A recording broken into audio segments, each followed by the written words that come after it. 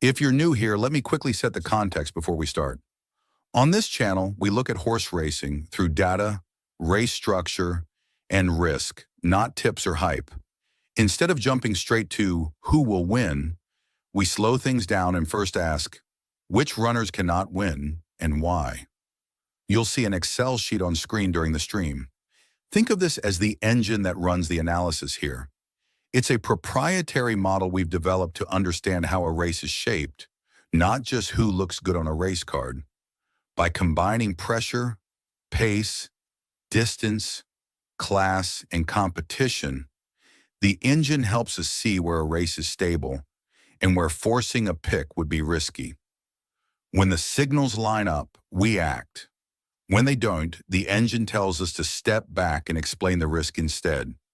You can use the timestamps below to follow the analysis race by race. Welcome to the Grandstand Gazette, data-driven horse racing analysis, educational use only. No betting advice. Full disclaimer in the description.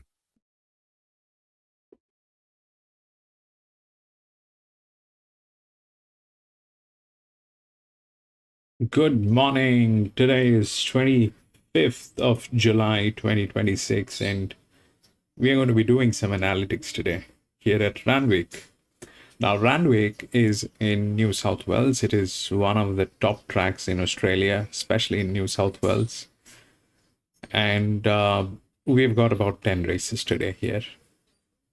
But the track, this is today the track is soft. The last finishing mile is about 410 meters. And this track offers approximately about 40% on the odds.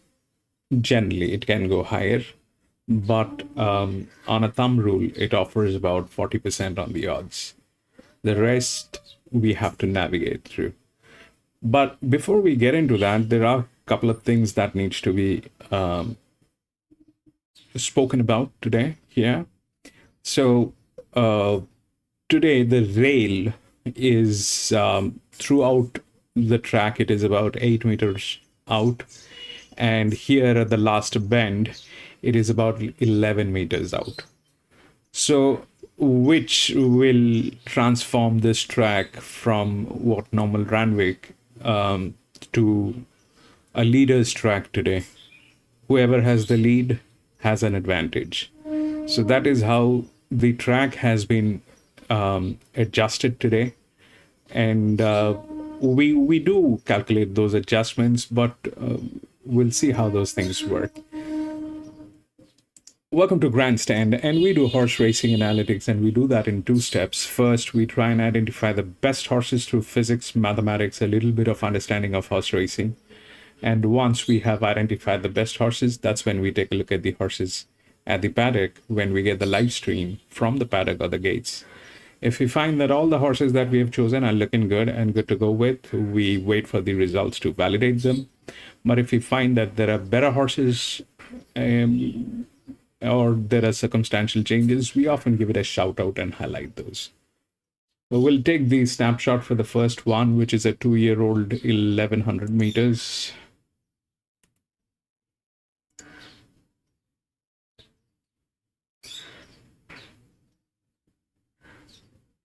One, two, 7, 1,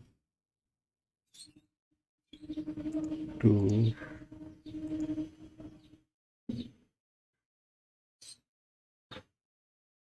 7,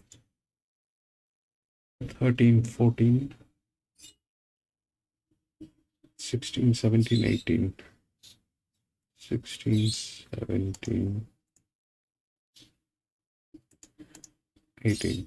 Those are all scratched. Okay. We'll match the gate numbers once. 2 is from gate number. No, sorry, 3. 3 is from gate number 4. 4 is from gate number 14. 5 is from gate number 2. 6 is from gate number 16. 8 is from gate number 3. 10. 9 is from gate number 9. 10 is from gate number 5. 11 is from gate number 1. And 12 is from gate number 10. Okay.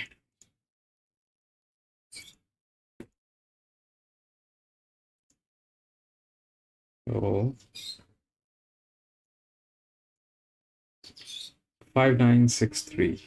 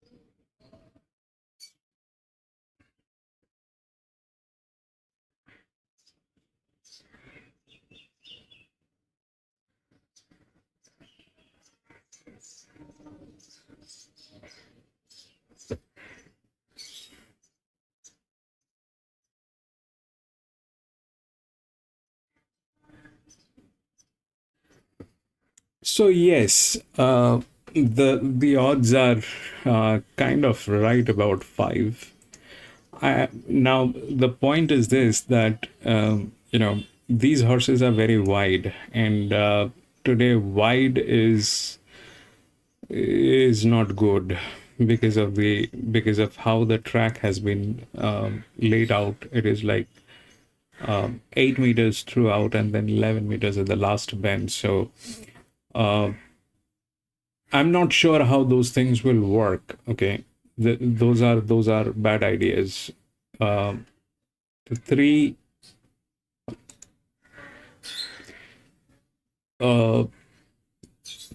we'll see how the 3 is, because the 8 is going to talk to the 3. Sorry, the 9 is going to talk to the 3. Okay, the 9 is higher. The 10 is in a bad state, but then 8 is probably there. It cannot win because it's a neutral. On a 50-53, it will not win as a neutral, but probably if we look at how the structure is. So now let's talk about 5, what the 5 is. The 5 is the largest drop, but that's the largest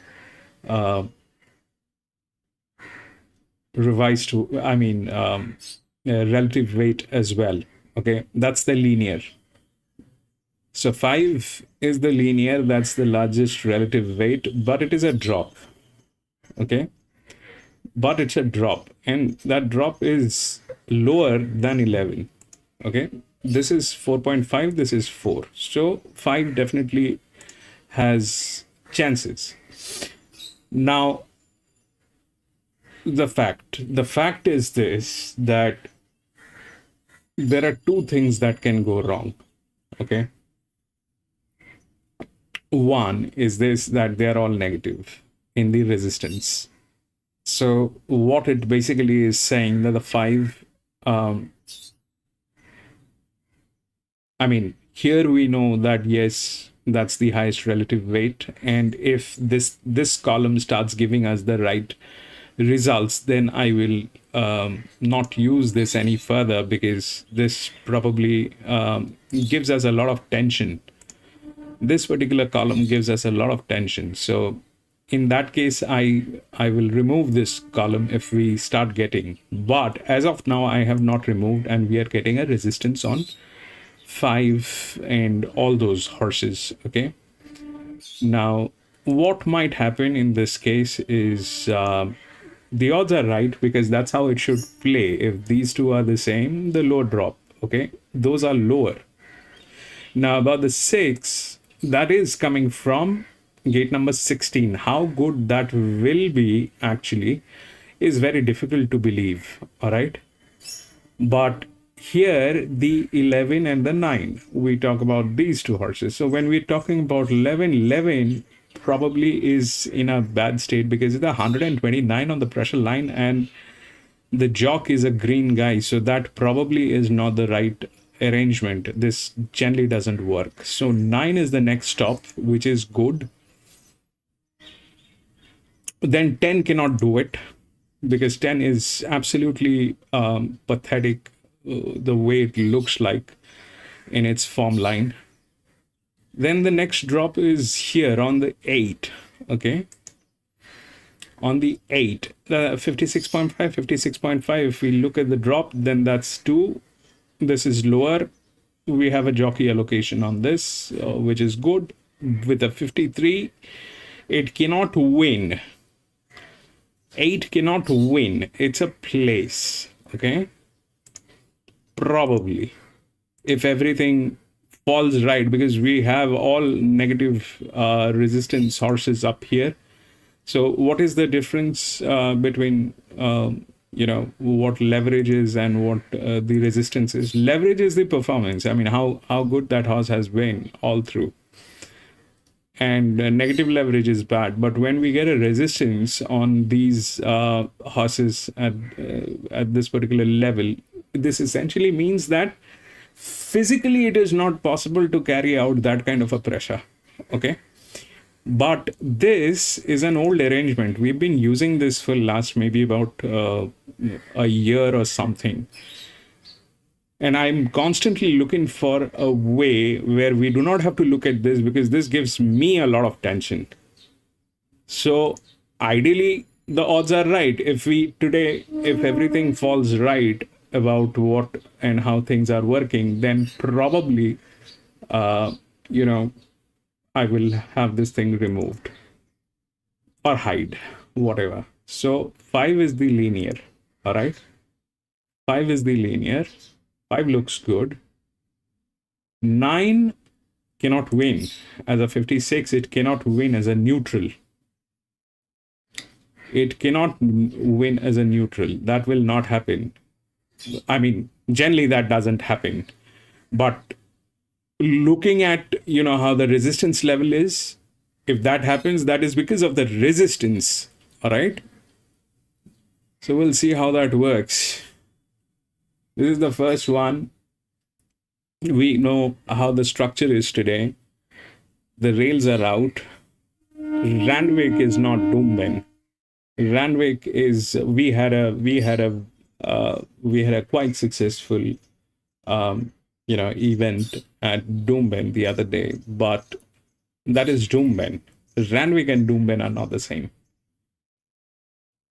Randwick, they are way more smarter in terms of how they pick their horses, how they put them across each other, and how they manipulate the ground. So they're kind of very smart with that. They generally offer 40%. That's the thumb rule. They, if things are on Whirlpool and all that, then things go up. But we'll see how things are today. 5 probably is the right odd. 11 probably not today. That's 129 on the pressure line, and we can see the difference. What we were dealing with on Wednesday at Doomben, we hardly had pressure line above 20. Now today we are talking 89, 129, and those other pressure lines which are for Randwick. So these are good horses. They are like, look at the leverage on that horse, 140. 6 is 110. So that's one of the highest leverage, but not today. Probably it is not a great idea. That's 129. This guy will not be able to do it. So it probably drops here. Then 10 is a bad idea. If it is here, then that's 35, then 36 up here. So it cannot probably go to 15. That's a negative leverage, though it looks like that. So we'll see.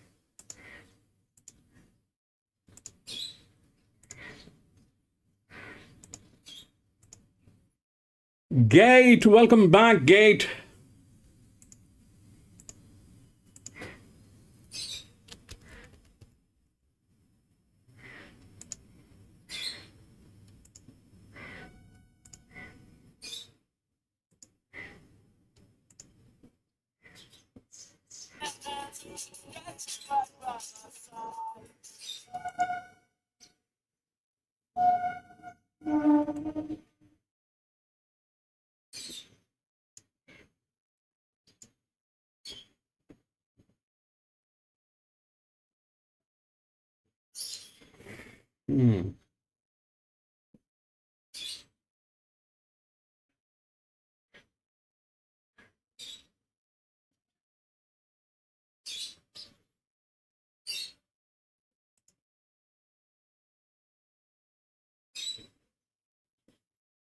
Gatekeeper 15.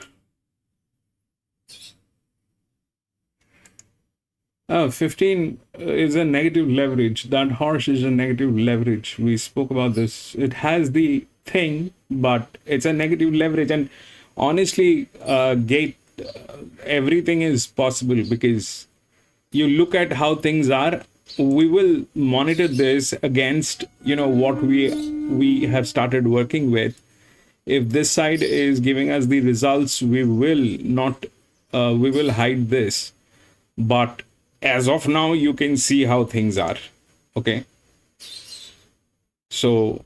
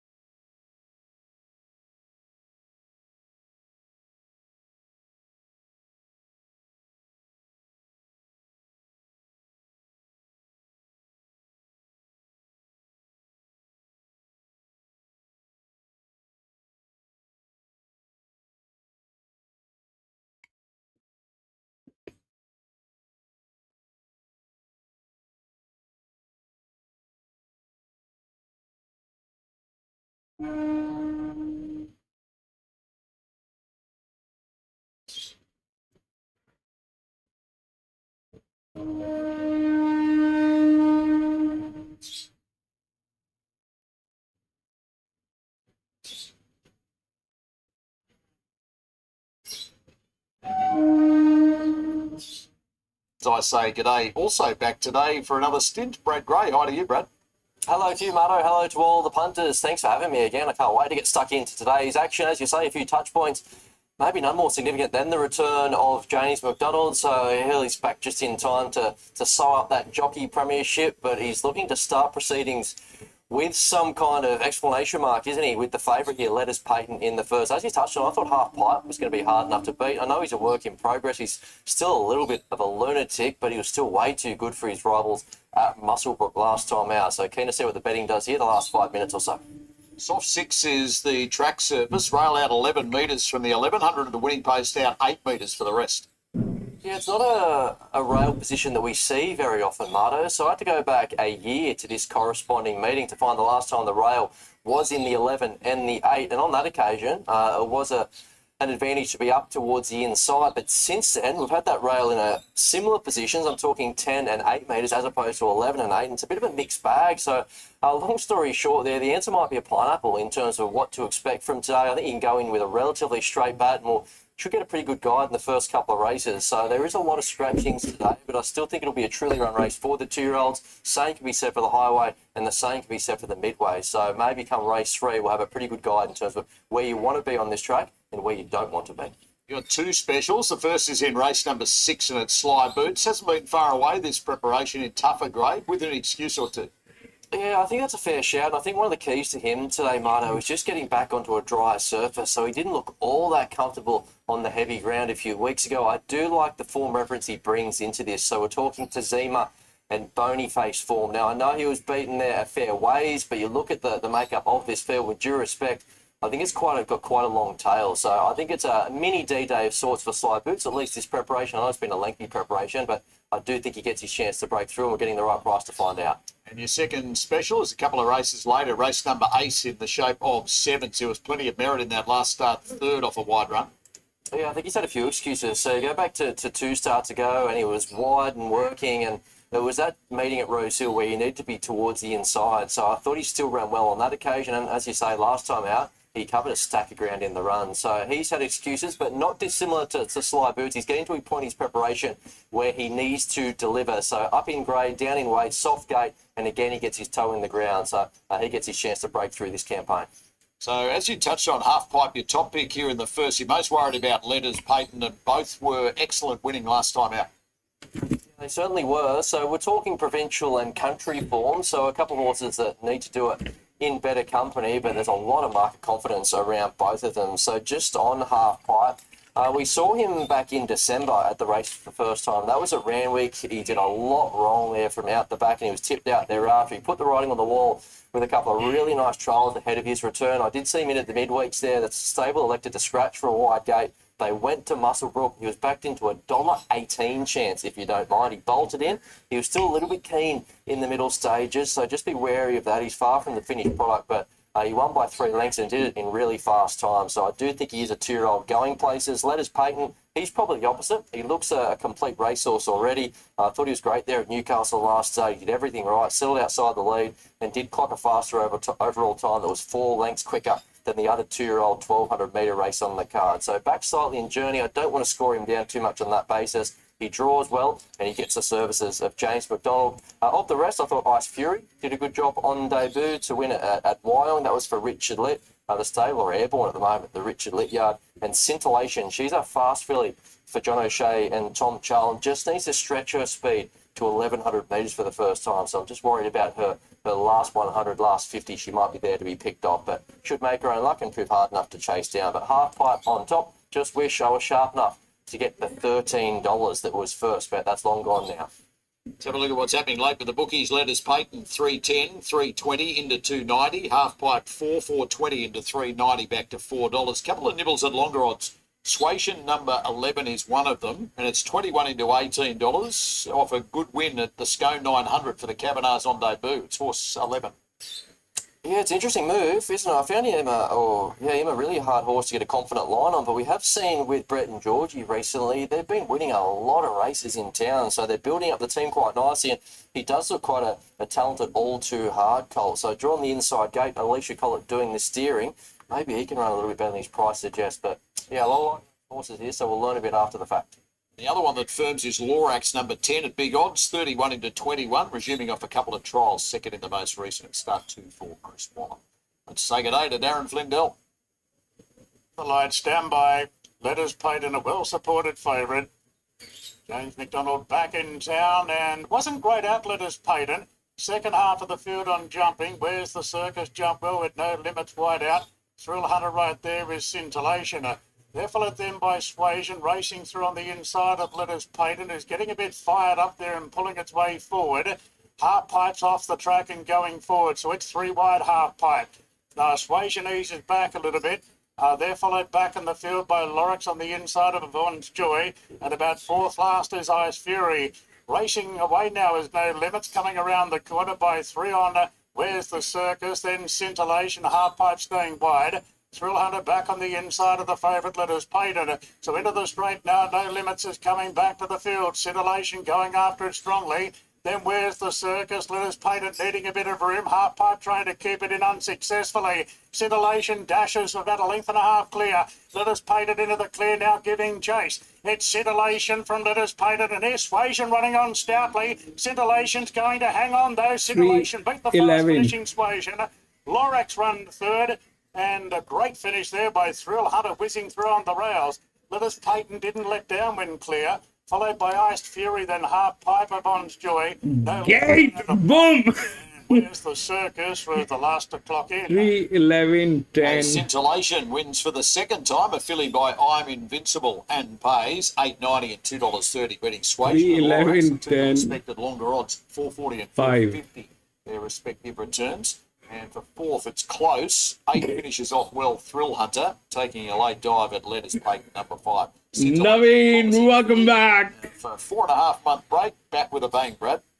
She certainly was. We already knew she was fast. It was just a little query in terms of her stamina, but she answered that emphatically. So the 1100 metres, no problem whatsoever under Zach Lloyd. So O'Shea Charlton looked to have a really smart filly on their hands. It's always an intriguing time of year with these 2-year-olds. They're soon to be 3, of course, and we get to really see which horses have made that natural No.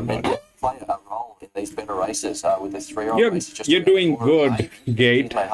Anyways, you're doing good. Back in black type company, where she was at the back in the last campaign, went third behind. It doesn't matter whether you're betting onto it, but your judgments are right. That's all that matters. So looking for a touch further, given the way that she took a little while to rev up, but really hit the line. So Scintillation 2 10 and 5 or 10. 3, 11 and 10, tied for fourth. Randwick underweight, 9 races to come. We're off to a break. Sky Racing 1. 3, 11, 10 and 5 or 5 and 10. 10, 5. So what happened?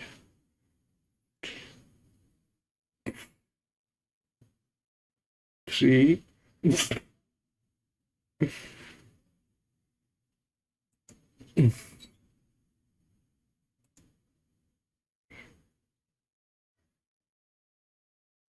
The 11 actually went with that pressure line. That was the highest, 2.556. 3 went through. 11. Then and 5. So it did not go there. It did not go there. It when there 6 was from 16. So now what went wrong? What went wrong and why things happened like that? This is something that we will see.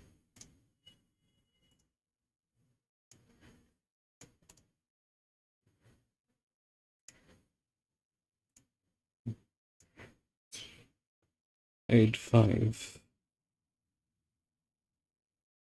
So 11.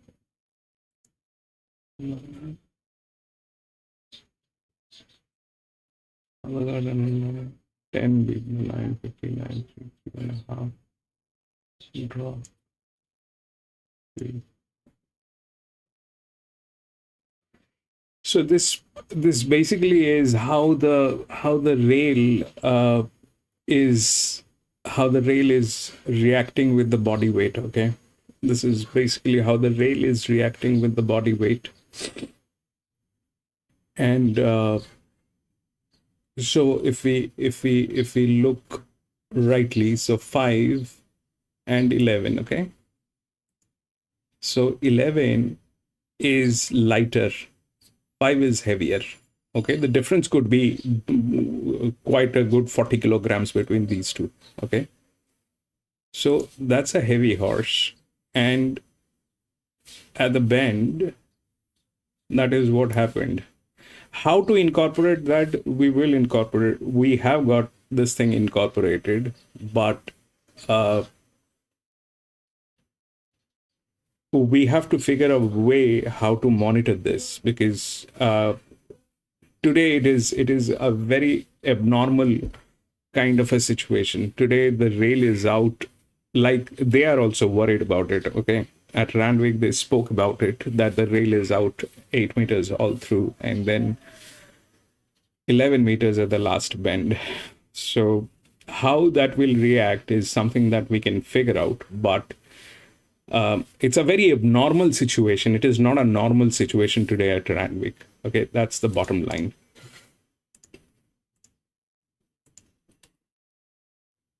We'll go to the next.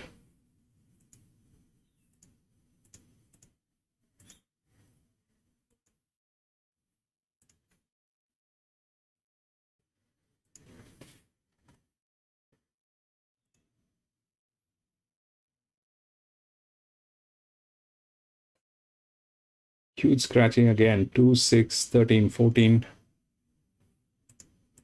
2,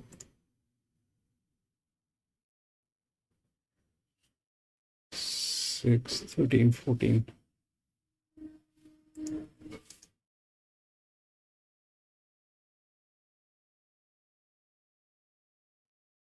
15, 17, 18.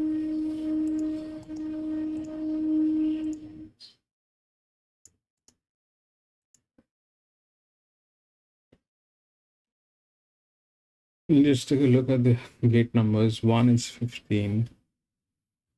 3 is 7. 4 is 4. 5 is 1. 7 is 16. 8 is 5. 9 is 14. 10 is 9.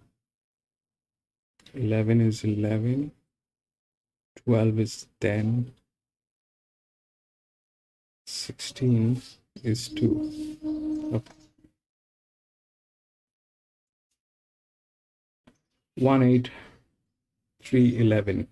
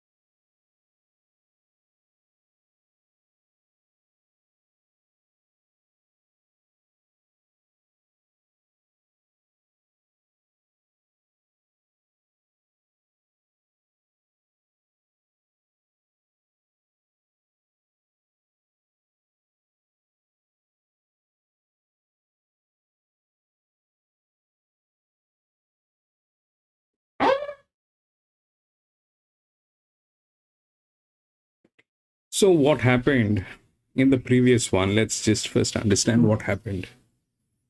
Okay, so the 5 had a problem with the body weight. I mean, that was anyway the highest drop. Okay, so we don't know what for sure if that is the scene. We don't know that. The 5 had a drop. The 3, like what was identified by gate, was the right one. Okay, so that if we look through this,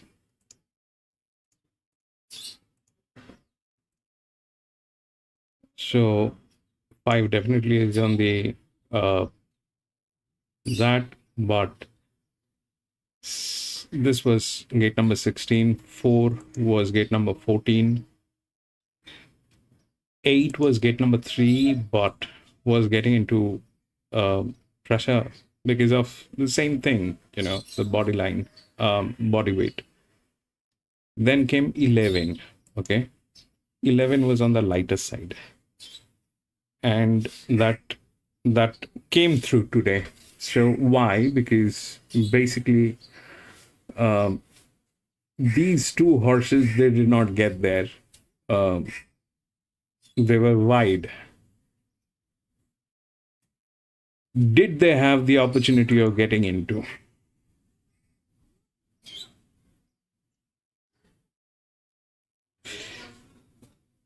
If not the 16, the 4 definitely had the chance. The 4 definitely had the chance, but the 4 failed. With a solid body weight, it failed. Okay, with a solid body weight, and I think one of the top weight carrying 4, it failed. Why? Because from gate number 14 with that body weight just did not work. Okay, what are we trying to do is this, that whether that gate number is going to work or not. The 1 is the right odd. The 1 is the right odd. Okay, but it is very wide. For an 1800 meter, it is wide. And for today, the special circumstances which Randwick has prepared is definitely bad. So that's the first thing. The second thing is 3. The 3, the jock has never raced here. The jock doesn't have a clue of the normal track. How is he going to keep a track on how this will work on a rail which is 8 meters out and all that is happening? How that will work?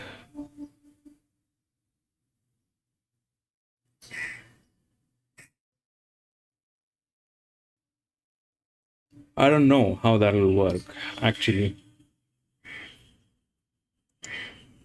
So, what might happen?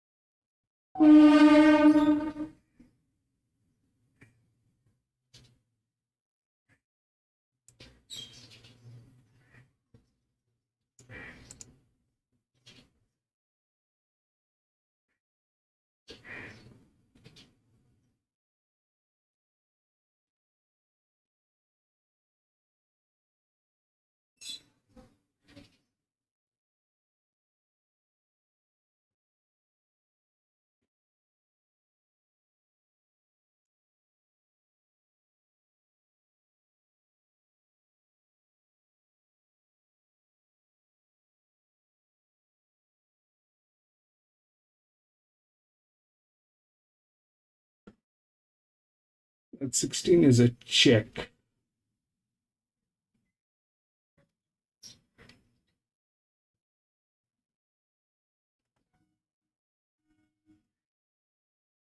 We don't have a 16. The 16 has been scratched.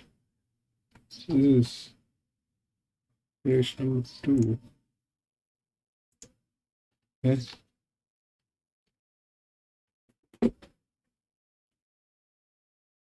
Oh no, we have a 16.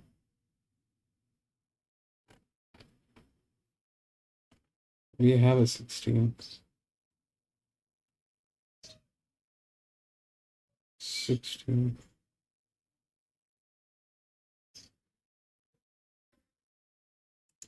That's 16. Now let me put it across rightly so that it reflects.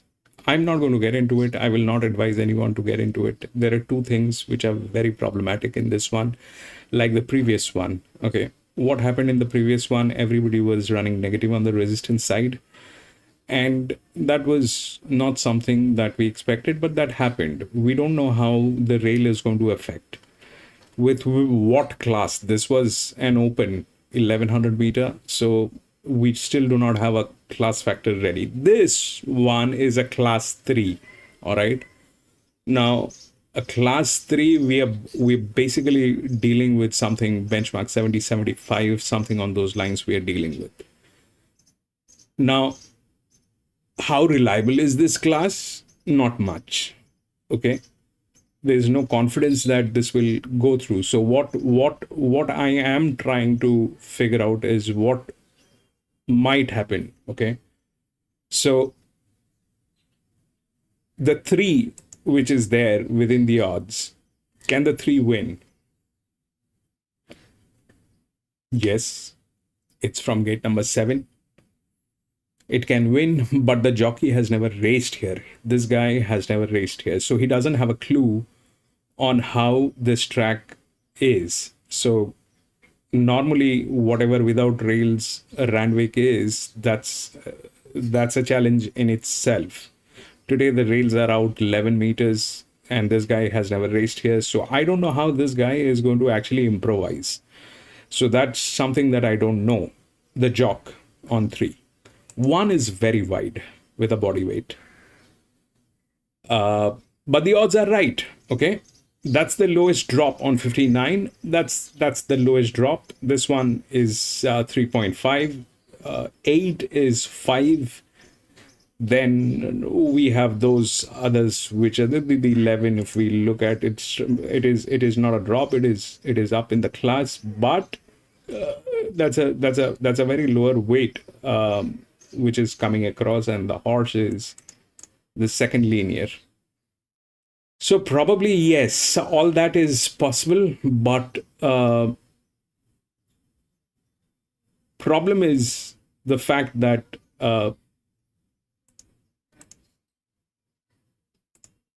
this thing is there. I don't know how it'll work. It doesn't look like it has a chance. I mean, it is not one of the top odds. It has not won in a long time. The 16 has not won. The last time it came closer to a winning was 3 race before where it came in second. Maybe that's how things are. But today the situations are different. Okay. I'm not going to get into it. It's a class 3, one of the trap races. This is one is the favorite coming from gate number 15 and 14. What happened, what changed from the first one is we had 10 horses. Here we have 11 horses. So the difficulty did not decrease. It actually increased from gate number 15.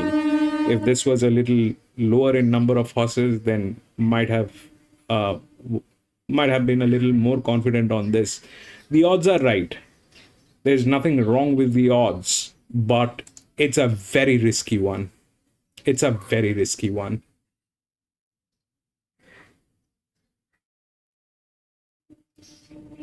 The odds are right. That's the right odd. I mean, on any given circumstances, a 62 with a 3.5 drop coming to the same class as this one, we will not take. But what happens?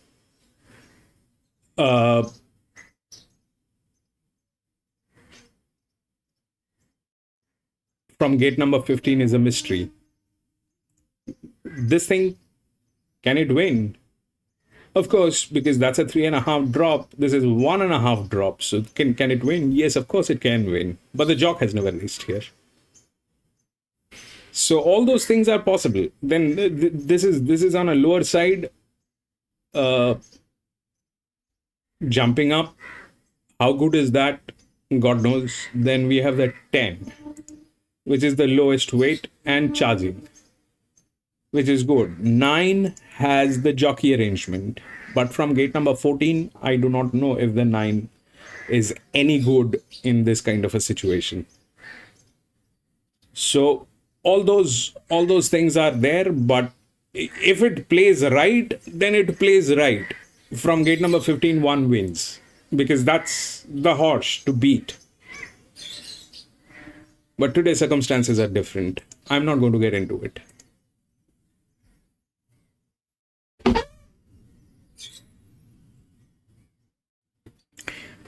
Naveen, yes, Randwick, only Randwick.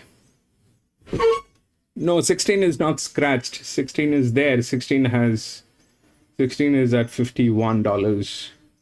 That will not happen.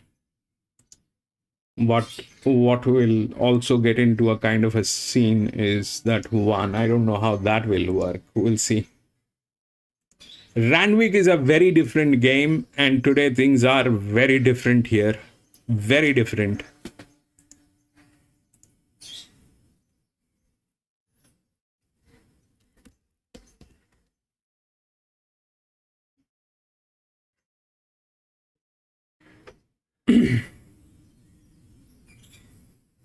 Could you share the pros and cons of horse 3 and 10?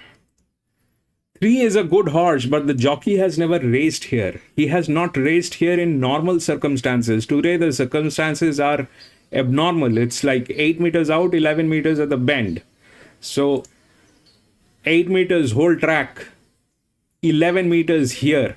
Okay? So, the horses are, anybody who's got the lead will have an advantage. Things are going to go out of control here, and that's how out of control until and unless we have a good benchmark race, we don't know. So the jock has never raced here. That jock is he doesn't have a clue what is going to happen. What is the structure of this track? If he gets there, then he's a very good jock. And you're talking about the other one, which is 10. So 10. 10 is a heavyweight from gate number 9. But it's on the lower side. It's gradually moving up. So probably can that happen? That's on the difficult side, by the way. It's on a 53. There's a 54. So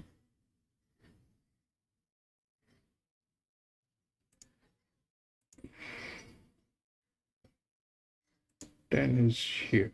With 0, 0, 5.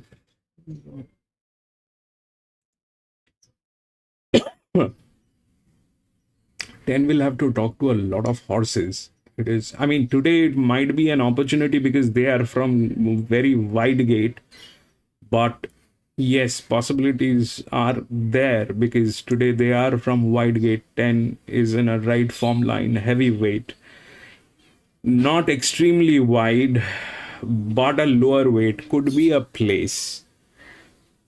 Could be a place. Can it win under given circumstances? We will see.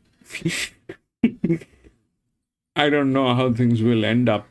You know, today is until and unless we get a few races and get the right figures, it is going to be difficult. Let me see where 10 stands. 10 is up here.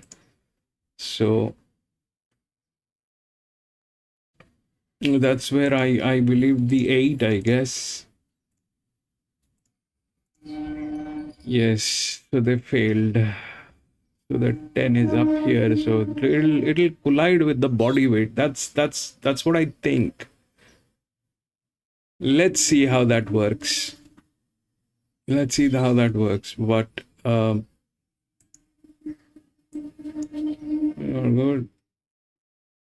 Then comes 16 up here. This is on the heavier side. Here what happened? 3, 1.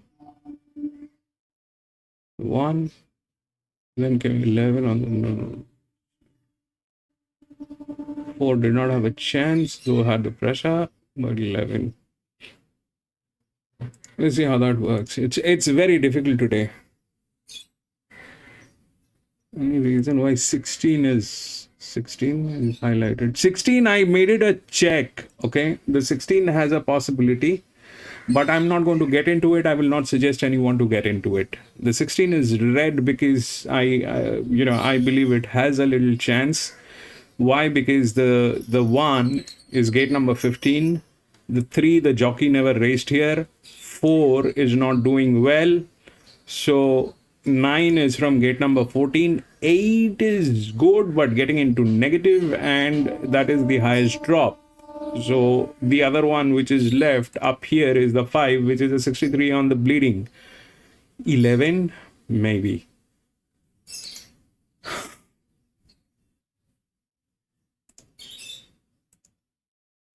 We'll see how that works. Don't get into it. This is bad race. This is bad. Let's first just get a little understanding of how the track is playing. The first one was absolutely disastrous. I mean, disastrous as in like you don't get any reading from this particular race. It's a 2-year-old cold filly race. 3 was the 3. Logically, if we look at 3, then gate was right on 3. That was the drop, and gate chose to have the 3, which has lower drops. So that's probably the right thing to do. But is that what it is? How it worked?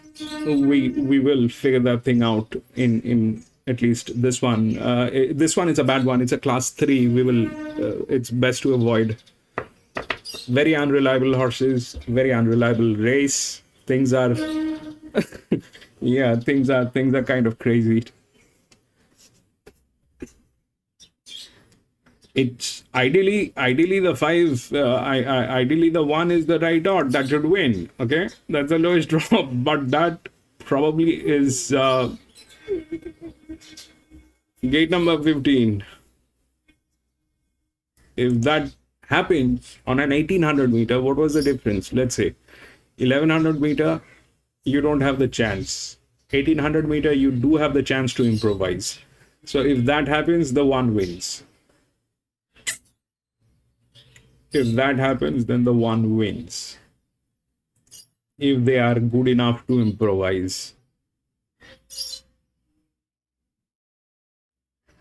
But that's still very wide. I mean, for 1600 meter, 1800 meter, anything on those lines, Gate number 15 and above, those are very wide. And today it is bad because of the rails. Horse 5, Steel Blaze. $41 into $26, has 6.7 to make up on your top pick, Leovani, from its second up run. I don't mind that. So he's a horse without a great strike rate, so just the 2 wins from the 35 starts, but I can see what the punters are thinking there. He's a horse that could potentially go forward here and be a lot closer in the run, so I want to make a little case for him. Last time out at Highway Company, it was a bit of a non-event. He got a long way back and never really got into the race, but I think when you look at his form, he's been racing for quite a while now in better races than this, so he does look well placed. He's got the benefit of the inside gate. If he can hold a spot getting out to 1,800 metres, you'd think that'd make him quite dangerous. You go back through his form at the back end of last campaign where he ran a couple lengths away from Mr. Buster, a Doomman over 2,000 metres up to the benchmark 90 grade, and we often see that Queensland benchmark form transfer quite neatly into highway form. So I'm not surprised there's been a little specking there for Steel Blaze, and I'll just keep an eye on that. If there's any more, might be worth jumping onto that bandwagon. Michelangelo is attracting interest everywhere. Really interesting runner. Barrier blanket on for the first time today. Don't reckon there's been any horse that's dropped out of a Queensland derby back to a Class 3 highway plate, but 1,800 metres off that freshen you talked about should suit.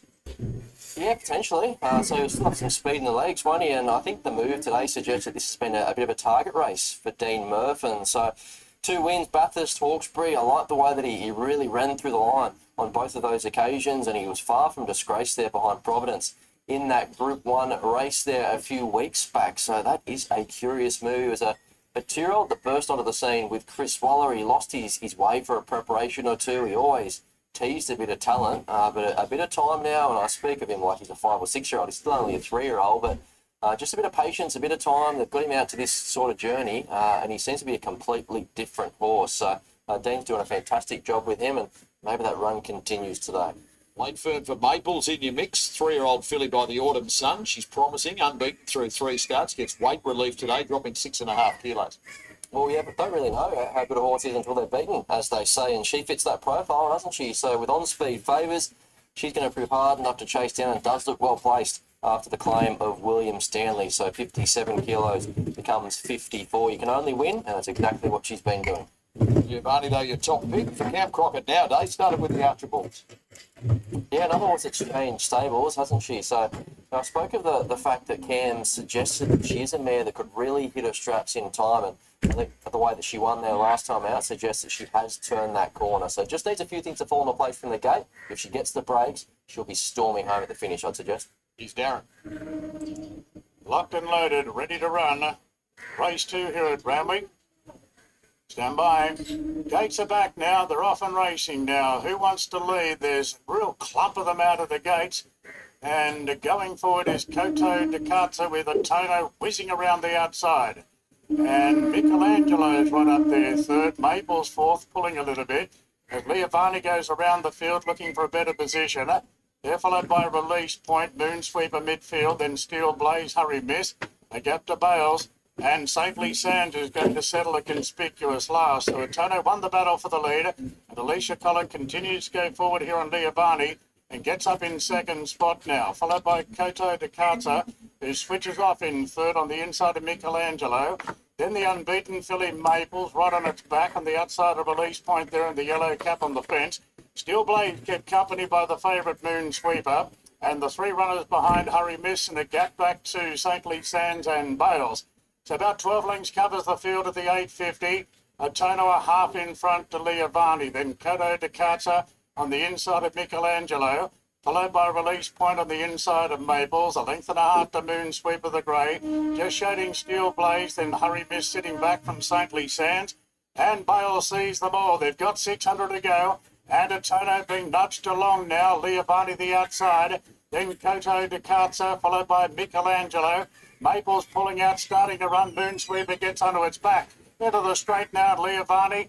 Colt pushes the button early and dash 2 lengths clear. from Michelangelo going to second. Then Maples and Moonsweeper, the favourite, is starting to put itself into the picture. And Hurry Misses down the outside. Leovani at the 200, a length and a half to Moonsweeper, Maples. And then came Michelangelo. Leovani in front though. Leovani's kicking hard, and Leovani up on the speed 11. too good. Won it by 3/4 to Maples. Moonsweeper third. Bales running on from Michelangelo. A gap to Hurry Miss, who peaked on the run. Further back to Saintly Sands, Release Point, Steel Blaze. The on pace, the other on pace runners, Koto, Descartes and Detono weakened right out of it. Another great ride by Alicia Collett there and Leovani. And she holds them all out. Maples and Moonsweeper. 12 will 11. wind up in fourth position. 11, 8. But you're on top of Pacey 8 range. Across the totes, Brad, it makes it 3 straight wins. She's in the zone at the moment. It was an aggressive ride there from Alicia Collett in the early stages. Halfway down the straight, I thought she was going to be vulnerable. They were coming at her, and they were the market dangers coming at her late. Yet, to her credit, out to 1,800 metres for the first time. A daughter of Prasir was still too strong. So a tenacious win, a tough win, and Cam's got her going particularly well. Didn't think there was any excuses for those in behind. Maples runs well, Moonsweeper run well, but ultimately they had a chance. So 11 wins.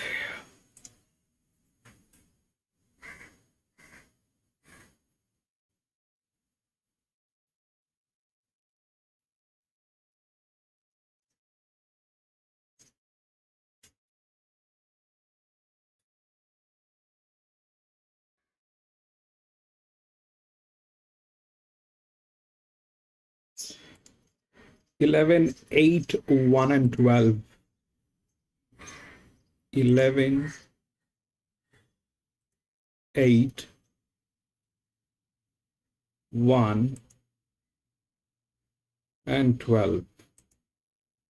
So it got a little better now because it was class 3 but still unreliable.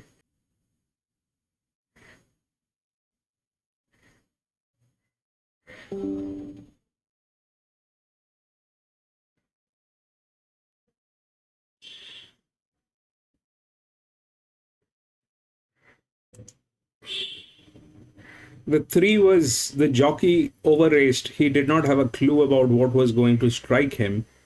So the 3 got knocked out. The 4 was not in a state. The 16 never won. 9 had a bad gate also. 8 was negative. 5 was like that. 11. So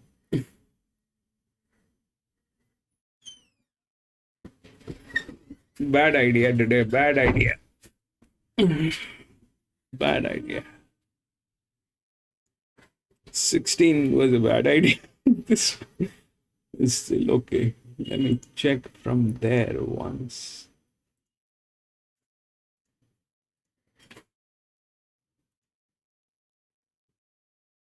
Even on a 56. 2.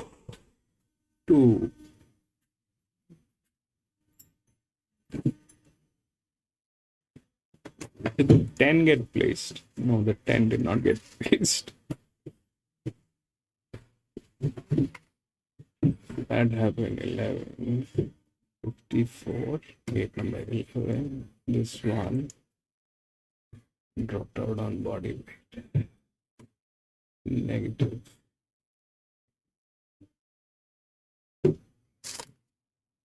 But drop, the highest drop.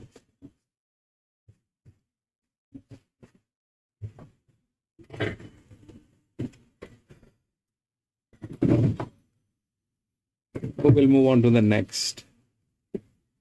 So what is happening today is I'll just mention this once again. So Randwick generally plays neat. The max that they go out is about 5 meters, 5.5 meters. On very, very difficult days, I have seen 7 meters, 7.5 meters. Today, it is exceptionally high. 8 meters throughout the track, 11 meters here on the last bend. So be very careful. Things are going to go wrong. It's a very difficult track today.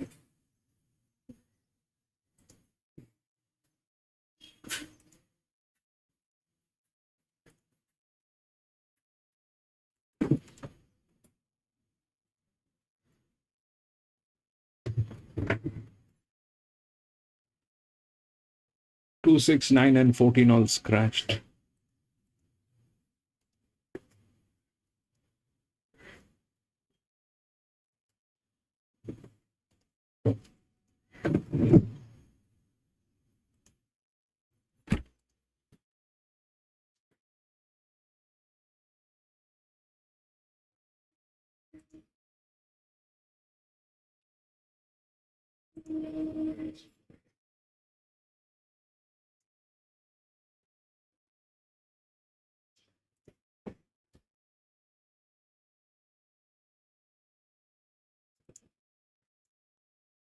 One, 4, 11, and 3.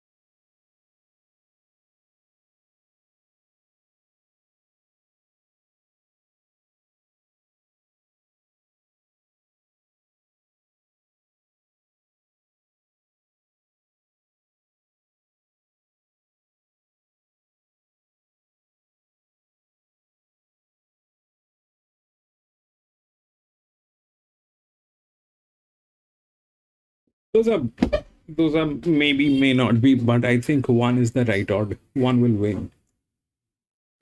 Now let's understand why. Okay, so Uh, 1 is the only one which is on the DS, which is difficulty scale, which means that it is going to be playing power, can play power. Yes, it can play power. It is the top weight, 1600 meter. So that's that. Through the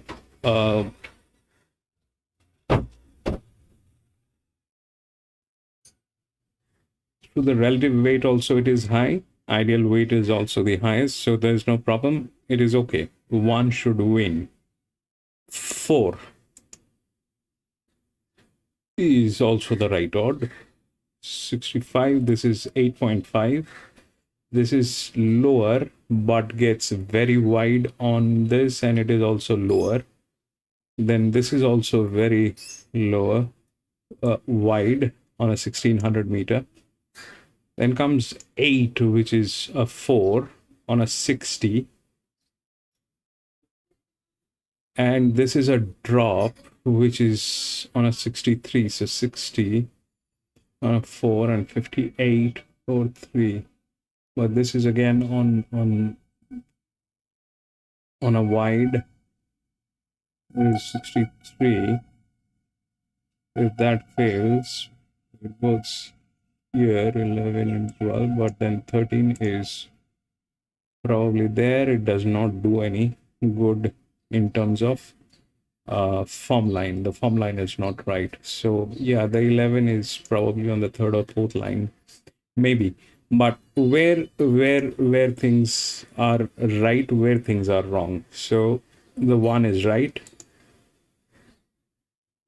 4 and 3 probably is also right, you know.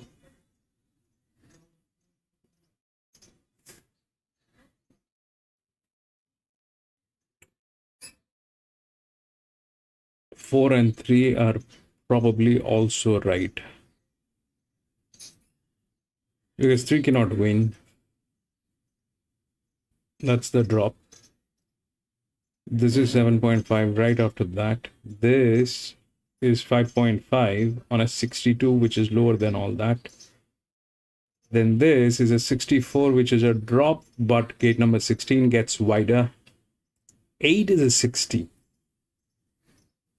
So, but we'll see how that 8 gets placed. Okay, that's difficult proposition, but I think the odds are right. At least 1 is right. Whether 4 and 3 will get through with that, with those gate numbers, ideally what happens? Low pressure, high pressure, low pressure, high pressure. In that case, if we look at how things are, then ideally what should happen? 1 low. From here on, the pressure that will go, 4 will rise to 0, 3 will rise to 40, and then it should drop. All right, ideally drop is where? Here on that. That's also the right arrangement. Okay, it should drop here on the EW, on the 5. It should drop here, but these are getting very wide. These are getting very wide. So we'll see. This is the first benchmark 72, how it holds up. We'll see.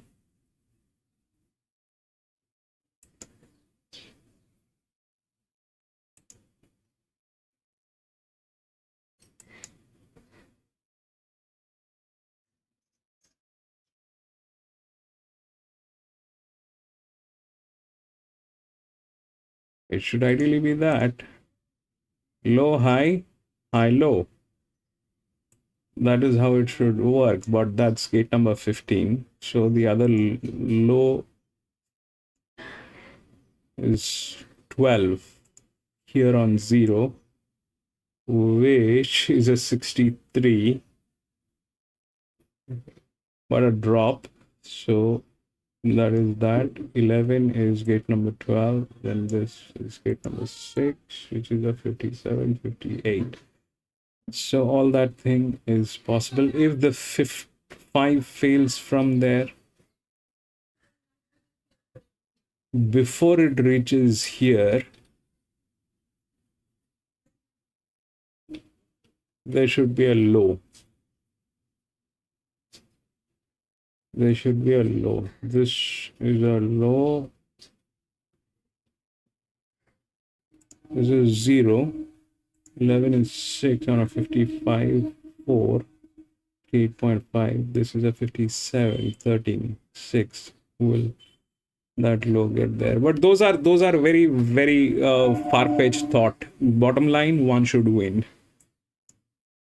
Ideally, it should be 1, 4, 3, 5. That is how it should be. But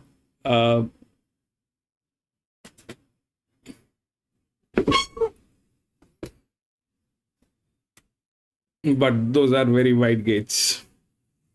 We'll see how that works. It's a benchmark 72, Naveen. It's a benchmark. Every benchmark has a number.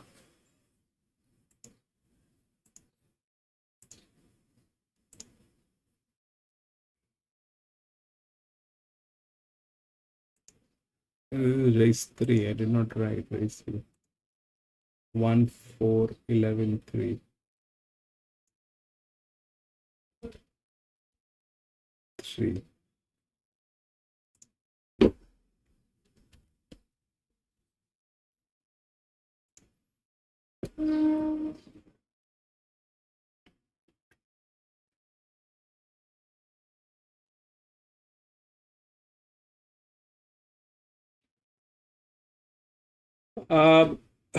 It depends with the yes, gate is right. Gate is right. It's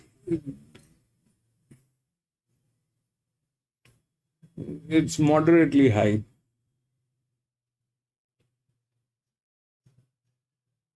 But what happens in 65 onwards? So 65 onwards, 65 to 78 benchmark. 65 to 78 is kind of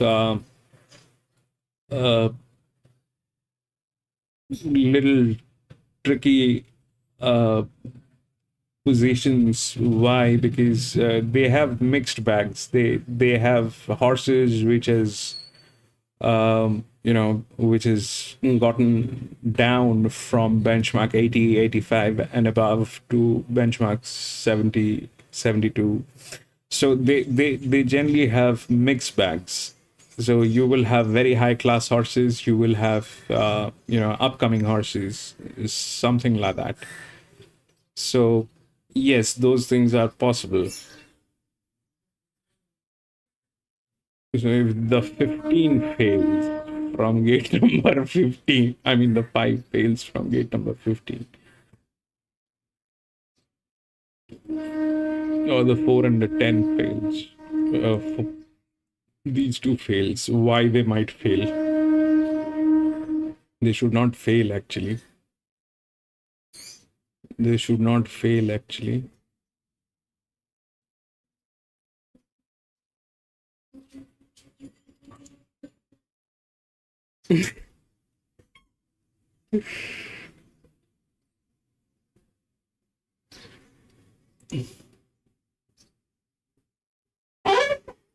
I hope this one gets through. The one should get through.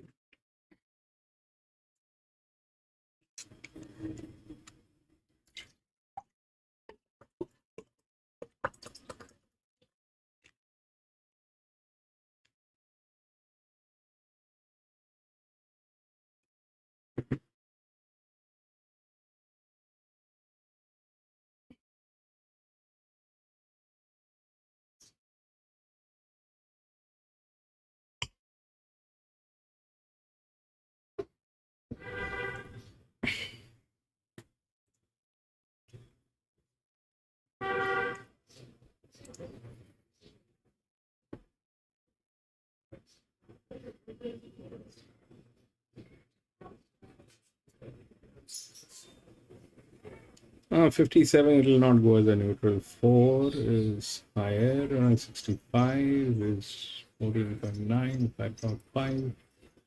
That's that. 5.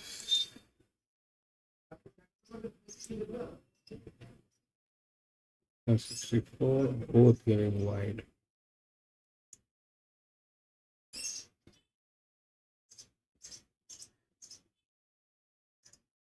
8.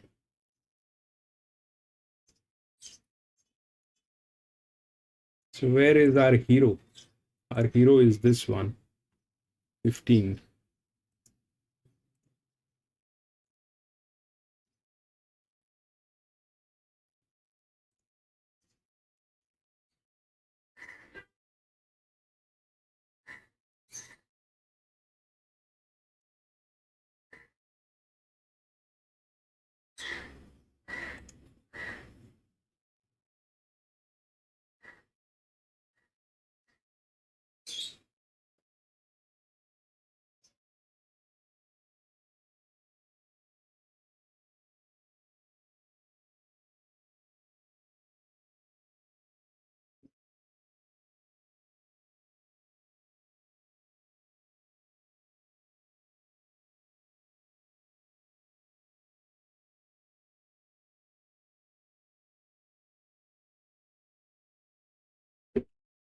Our hero is in trouble.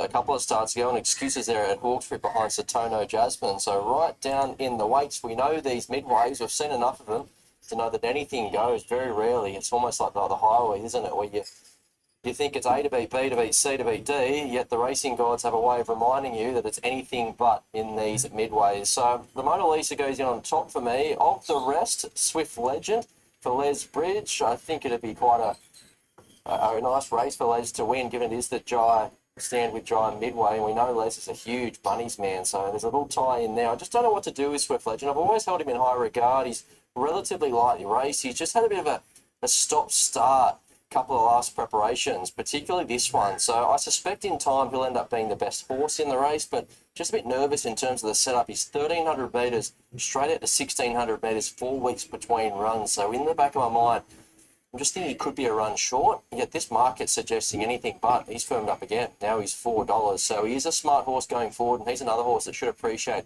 a drying surface. So was due to go around last week over 1,500 metres, but Les scratched on the heavy track. Of the rest, All-Star going really well. So he was an expensive yearling, handy pickup there for connections at a bargain price, and he's really turned the corner. So Likeless at Warwick Farm last start behind Iceman. Prior to that, he was a big winner at Kembla Grange in very fast time, so he's really turned the corner. And Free and Fast for Kim War. So 2 from 2 for the new yard. I think the last start was more dominant than the margins suggest. Only won by half a length there in the form guide, but he never really looked like losing. And given the makeup of this field, I can't find a lot of pressure on the paper. So we have a change of tactics with Let's Fly to be ridden further forward and the intention to lead to offset the wide gate. But outside of Let's Fly, and free and fast, it could be quite a tactical race. So, yeah, it gets a chance to make 3 on the bounce, free and fast for Kim Moore. But the Mona Lisa top pick, and we Lisa 290 out to 3, and Swift Legend best back to beat it. 480 into $4. Free and fast $10 into $9. You know about Unreal Expectation. You tinker with your top pick, the Mona Lisa. Buys is removed. It's won 2 of 3 at the track and trip. maybe that's just a focus her up that little bit more. I wouldn't think she'd have to find much more to be fighting out the finish again here, hence why she's a $3 favourite. But I know she's creeping up in the weights as well. That's something we didn't touch on, 59.5, and she's not the biggest mare in training, but she is a proven weight carrier, so I don't think that'll slow her down. So I think all she has to do, long story short, is hold her form, and if she does that, she's the one they all have to beat. Stand with Jai Arrow midway. At the Famous Mile is the third, starting the early quaddy with Darren. Out of line, the Stars Align along with Fabrice. Let's Fly, the last start winner. And the plan is with Let's Fly to go forward and try and lead here in the Stand with Jai. Jai Arrow midway, over 1,600 metres. South Function on here this afternoon. Losing awareness and money to assist in Jai Arrow with his toughest challenge.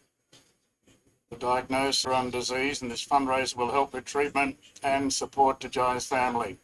The light is on. We're ready to run race 3. Jai Arrow midway. Set. Racing now. There's a lovely line out. Let's Fly is ridden with a bit of aggression wide out. The Mona Lisa jump well, free and fast there. Swift Legend is as well. So this is a good go for the lead. Brazil going through the pack. Fabrice Whiteout going around them. They're followed further back by Brunham in advance of All Star. Then came further back on the inside to Rush Attack, Unreal Expectation, Murphilly Whiteout. And the Stars Align will settle last of all. So free and fast, looking for another winner. Held out, Let's Fly for the lead. The favourite in third, the Mona Lisa. On the inside is Swift Legend. So a number of the midfield around Brazil. And Brenham getting up on the inside. Further back to All Star, the Unreal Expectation. As they put the 800-metre marker behind them. Stars Aligned and Murphilly are well back in the field. So they commence the run to the home corner now. Free and fast leads the way from Let's Fly. Then the favourite, the Mona Lisa, inside Swift Legend. Fabrice is on a 3-wide par from Brennan. Then came Brazil. All Star in a 3-wide spot with some cover as they come around the turn now. Free and fast leads the way from Let's Fly. Calder gets to work on the Mona Lisa, and Swift Legend is coming to the outside. 300 to go. Free and faster, joined by Let's Fly the outside. The Mona Lisa's going up the inner. 2 further back to Swift Legend, and All Stars making ground. But the Mona Lisa is hard up against the inside running rail, and the Mona Lisa takes a clear lead downside the 50 metres. And the favourites home, the Mona Lisa. Swift Legend, Let's Fly for the Mona. Swift Legend, 1, 4, 5, in front of 3. Let's Fly, and free and fast fourth. Good get back to Rush Attack.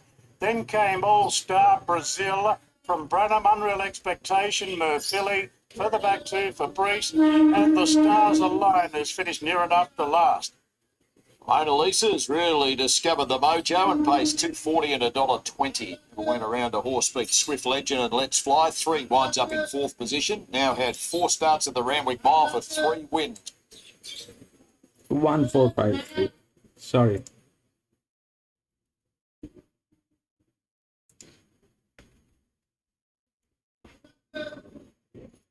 So what happened?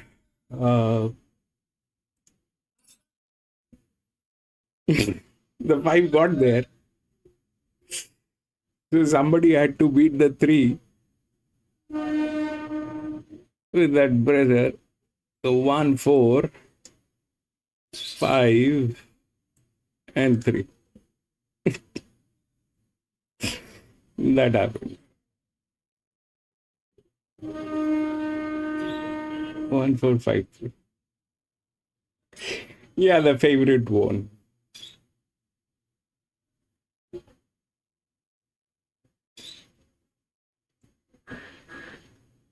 But now what happened is on a benchmark 72, it played right. Okay? It played right. That is what is important.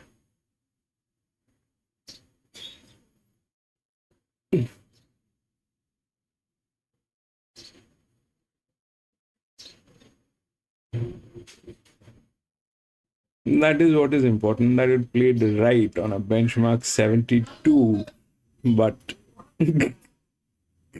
it's still that.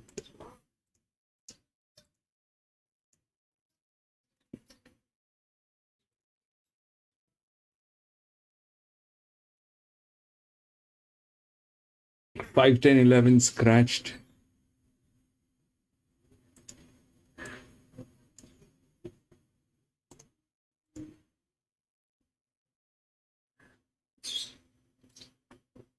Is gate number 6, 2 is gate number 14, 3 is gate number 8, 4 is gate number 3, 6 is gate number 1, 7 is gate number 10, 8 is gate number 2, 9 is gate number 9, 13 is gate number 7, 14 is gate 12 is gate number 5, 14 is gate number 12. Okay.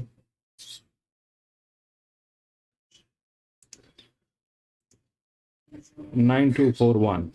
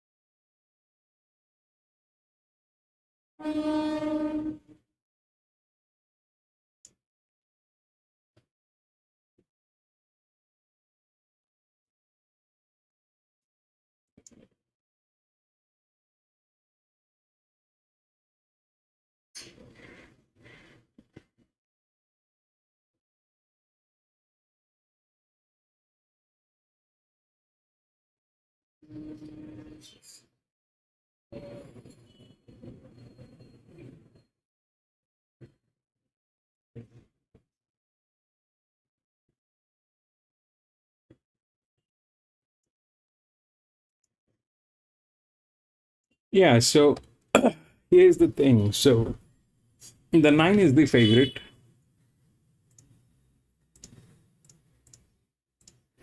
The 9 is the favorite, but ideally it is 1 which should win. Okay, why 1? So the 9 is definitely higher than 164. 2 is definitely higher than 165, but the drop is 7.5 here. Okay, and it is getting into negative as well.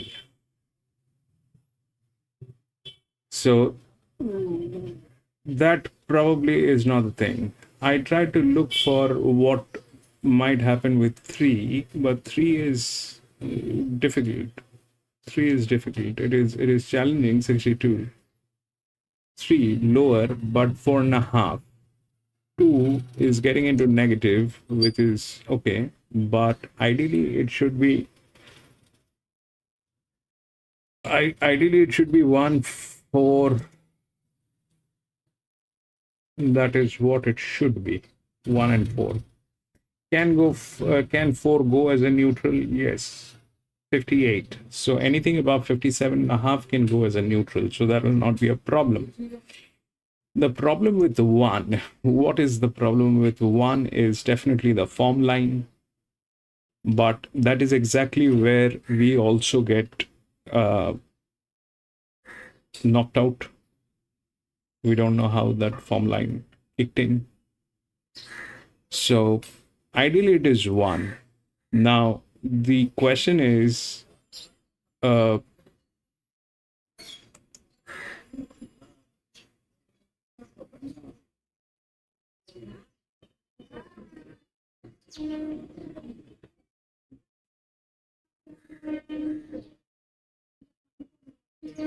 the question is about advantage, okay? So the advantage is this, that 1 and 4, they're kind of neck to neck. This is 62.5, this is 63.5. The difficulty is higher on 1, lower on 4.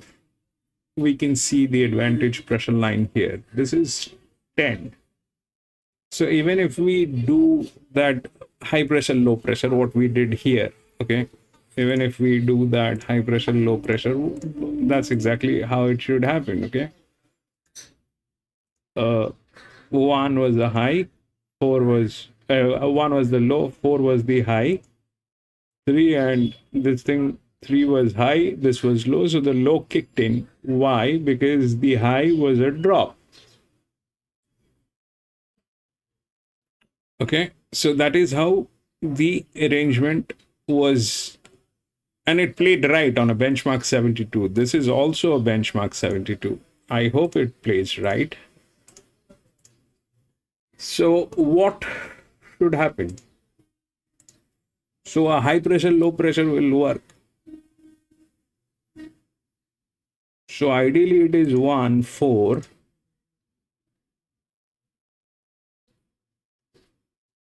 If that's high, then it is low. Then it goes high, which is 2.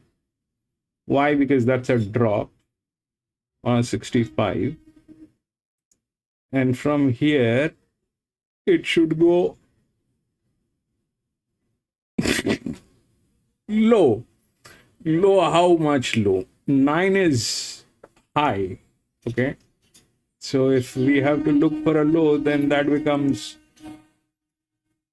7. These are difficult. 7 is on chase. So then it becomes 7. Okay. That's the low. Whether it will go to 9 because of the fact that it is very high and a drop, that might happen, or it might actually play what we are thinking. So we'll see how that works. The 9 is the favorite. Ideally it should be 1 and 4. Okay, anything can happen in between. I mean in between as in like the 1 might get knocked out. Why? Because it is higher than 4. Okay, difference is not much. The challenge is also higher. All is good, but the 1 doesn't have the form line. So we'll see how that works. I like 1 and 4 should be a queen. Anyway, on those lines, 1 and 4 should be a queen. Can 4 go as a neutral? Yes. Can 2 get there? It's a huge drop from 65. But that's our hero. So he will get there. So if that's that, then after this, if it climbs here on 92,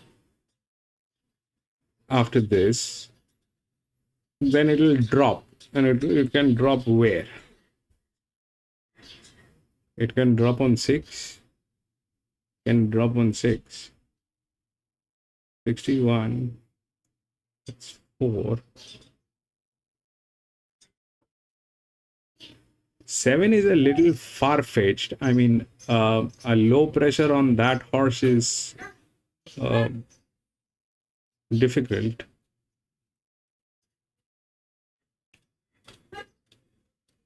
Those things can happen.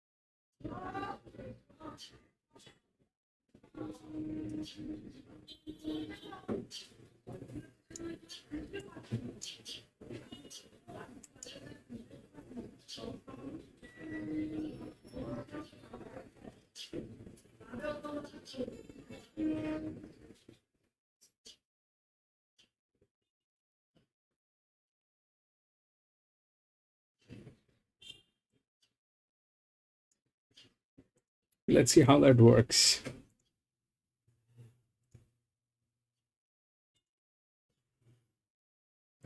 Wallace, long time, Wallace.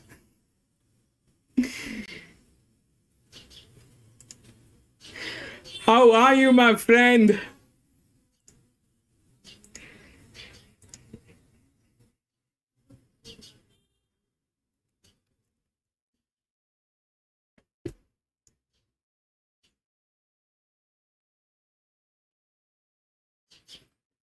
Long time, Wallace. Long time.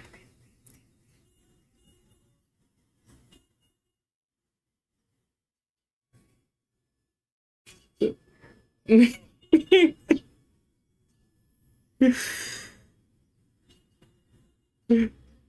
the next war horse? The war horse basically is 6. Okay, that's the war horse. Earlier, Wallace and I used to look for in the feed which is the biggest horse. We've spent time doing that. Which one is the biggest horse? Which one looks... Now we have a numerical representation of that. The 6 is the war horse, which is the biggest, probably.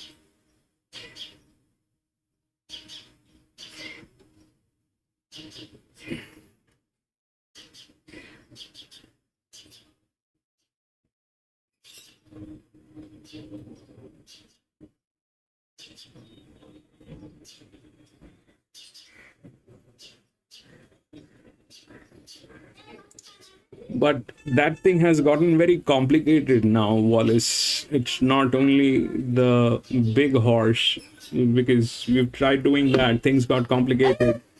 Big horses were, failing, so we moved on. Now we've got some of the other factors which are present. So one is called relative weight. I mean, I'm sure you can Google about it. Google will tell you what is a relative weight, and that basically is, what that horse is all about. So that's the thing.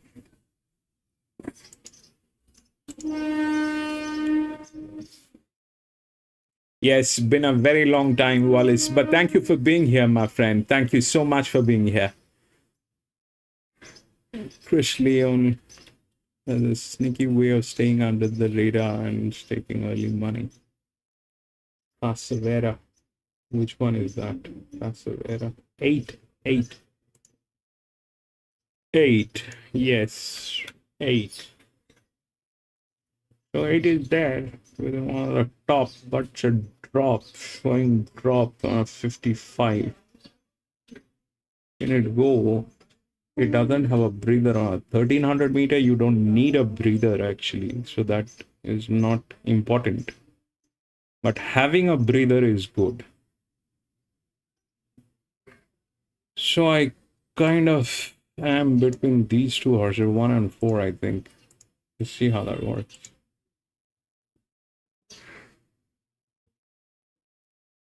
Same as low pressure, good leverage, and exotic pick. Yes, leverage, definitely. You see that leverage, man. Good leverage on that horse. So it has been doing well. So there's nothing wrong with that horse. People have gone with the high. I mean, there is a reason why they have gone with this. 43 is the highest leverage. That's 43. Okay, fair enough. This is in percentile, by the way. So 9 is 43, but there's a drop on 64. So that's basically the issue. We will recalculate those. I mean, once we have a steady flow with what we are doing and we start getting results, we will recalibrate the leverage in terms of how this section is working. So we will calculate, as of now it is raw. As of now it is raw. So if it has 4 races, in 4 races, this is the leverage. So 10% increment in each. So it's not a bad horse. But then here they're playing, putting it 7.5 down.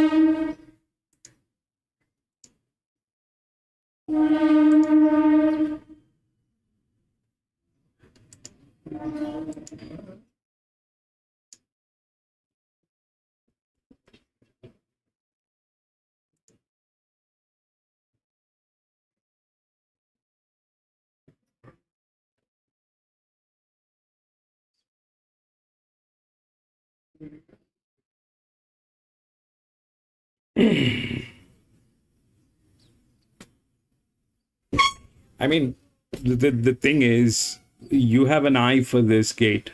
You did identify the 8, which is good, not bad.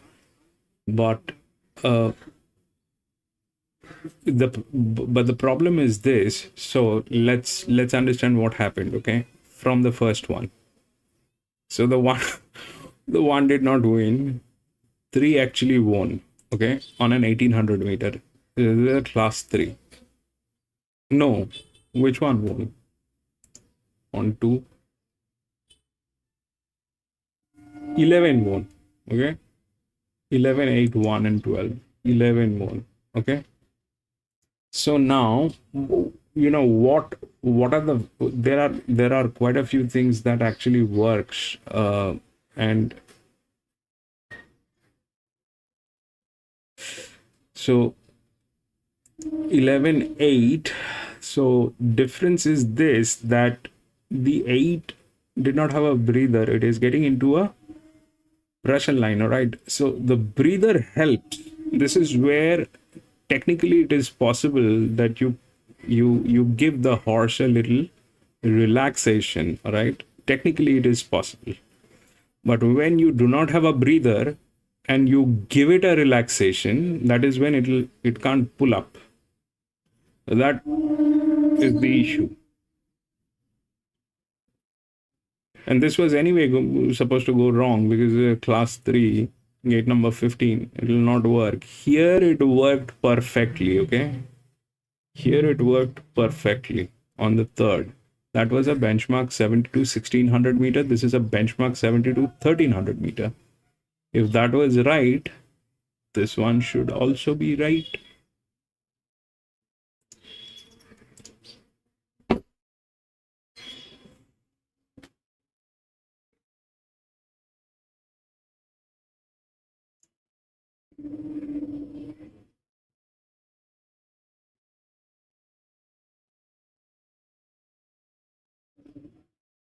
But Wallace, be very careful today, my friend. You're late in here, but you know the track is playing. The track is playing very, very weirdly, because they have put the rails out 11 meters, 8 meters, obnoxious amount of pressure line created. So be very careful today. The track is not the usual Randwick.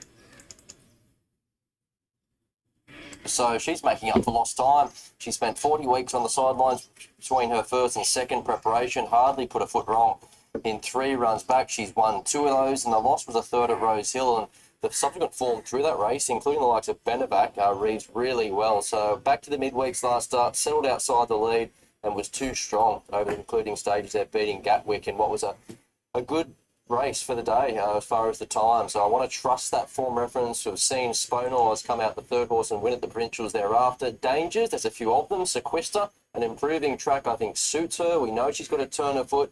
She's just a little bit one-dimensional, doesn't have a lot of tactical speed. So we'll give away a head start in the Cerise, but look for her to be motoring home late. The Stalemate, Sanctified, also trained by Jill Ryan and Sterling Alexio, he's probably the other way. He probably want to touch more rain around. He's a really well-credentialed wet tracker, but he's racing well. And Astronomix, my knock with him was just the barrier. I didn't know where he got to in the run, but he was a good winner there at Canterbury last time out. So we'll leave the tactics up to a very capable James McDonald. But 9, 4, 1 and 2, Lady Invictus top pick.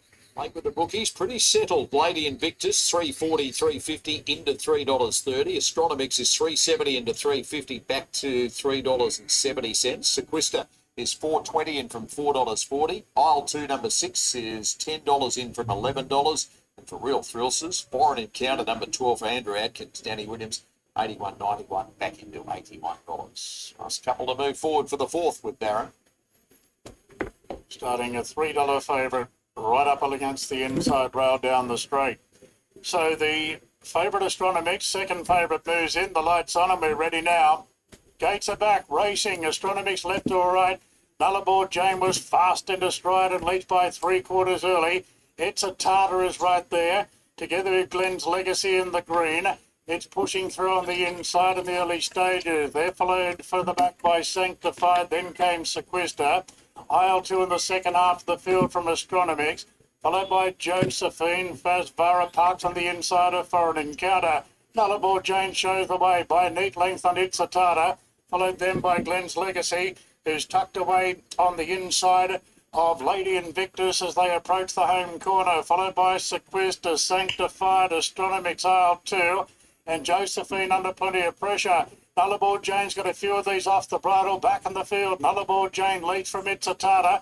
Lady Invictus in a stalking roll from Glenn's Legacy. Then came Sequista, Sanctified. Astronomix to the outside, aisle 2 making ground on the rails. Nullarbor Jane to the 200. Led the way by 200, It's a Tartar. Here's Astronomix running on powerfully on the inside. Aisle 2 chipping away on the rails. Nullarbor Jane being tackled by Astronomix wide out. Astronomix went up to tackle Nullarbor Jane. They're wide apart. It's Astronomix, Nullarbor Jane. Astronomix, that was a good performance. 2-7. Ran down Nullarbor Jane. Aisle 2 got up the inside to finish third. It's a Tartar fourth. Then came Lady Invictus. Had a good run in transit, but couldn't close it off. Further back, Glenn's Legacy from Sequista, Sanctified, Fazvara, Josephine, and Foreign Encounter. Astronomix, welcome back. James McDonald, first win in start number 4 today at Randwick at $3.90 and $1.60 beats Nullarbor Jane at $5.90. Aisle 2 at $2.90. 3 will wind up in fourth position. He's a really promising horse who's now won 3 of 6 Astronomix, Brad. Yeah, building a great little stride parade. He had it all to do there halfway down the straight. Very brave Nullarbor Jane, who led at what looked like a pretty genuine clip and was there to be beaten over the concluding stages. But Astronomix too strong. And yeah, I think you're right there. He's a horse we can really follow, particularly this time of year as he goes through the grades. So wet track holds no fears with him. So mark him down as a horse that might string a few. Wallace, there goes your war horse, the 6.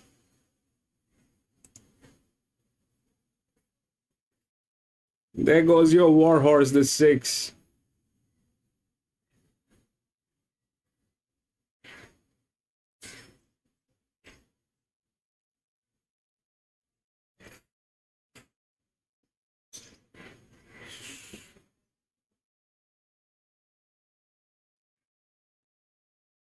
Why 7 and 6? So 2 was our hero, okay? 2 is the linear. 6. So that was drop. 9 was drop. 1 was the same drop, okay? As this, it did not have a form line. 4, 62. And 7 and 6. So we spoke about both these horses, okay? We spoke about both these horses. So 6 and 7. 7 was 5 steps up on a 58. One of the highest difficulty which was given on a 58. So this one played. The linear played. The 9 was a drop. The 1, which I hoped it'll work, but it did not have the form line. It tried it, it just could not get there. 4, yeah, the 4 failed. So the 4 failed because now it is going to be competitive. Things are going to get difficult. This one was the first one on a benchmark 72. This one was the second one. So the 2 went through. from gate number 14. 9 was a genuine drop on a 64. 1 should have gotten in, which 1 did not because did not have the form line. 8 was on a 63, still a 6-step drop. 4 was capable, but something happened. Just did not work on 4. 6 was the war horse, which Wallace was asking. That's 6. So 6 was heavyweight. 6 was heavyweight, and 6 was on a 61 with a lower, and 7 was on 58, one of the lowest drop. Okay, so when we look at the drop from the other point of view, these are drop, so this is not a drop, it's on a 58, lowest drop 7. Okay, that happened, but it was a 5-step up, which means it is a good horse, but 5-step up is difficult. What happened is it went to the class, which was our linear from gate number 14, because that was 5.5, this was 1.5, 2.5 and 1.5 failed on 62 and 63. That did not happen, though they were lower drops. This was a higher drop, it just went through. 9 did not have a chance. 6 was the one. So now you look at that, 1 was a higher, difficulty was higher, did not have form line, but this one had the body weight.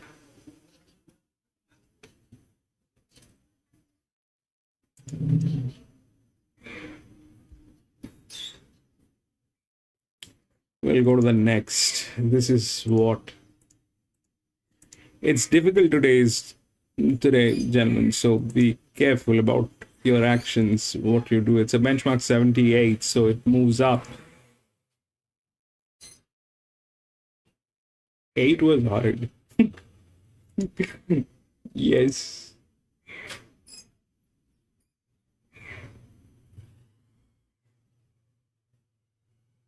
2, 3, 4, 10 and 14 all scratched. 2, 3, 4, 10 and 14 all scratched. 13, 9, 1 and 8.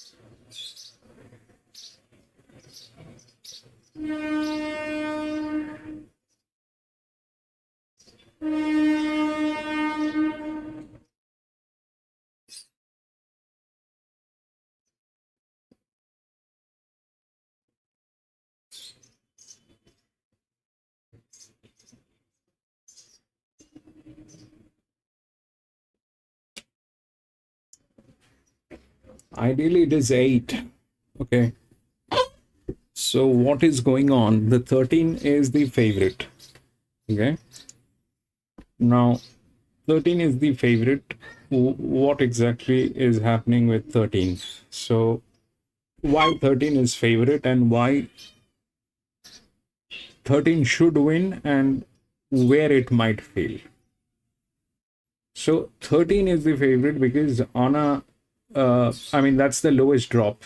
One of the same is 12. Okay.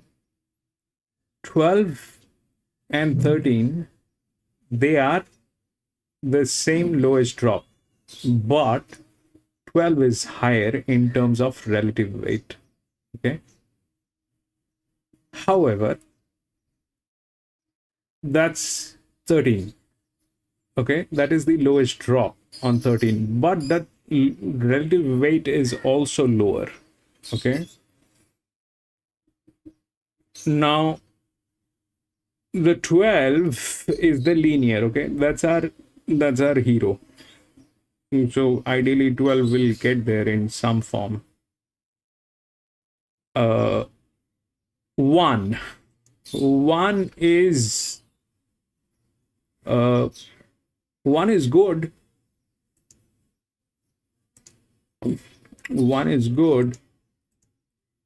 1 comes on top, but that's a 61 with a 5.5 step up on that horse.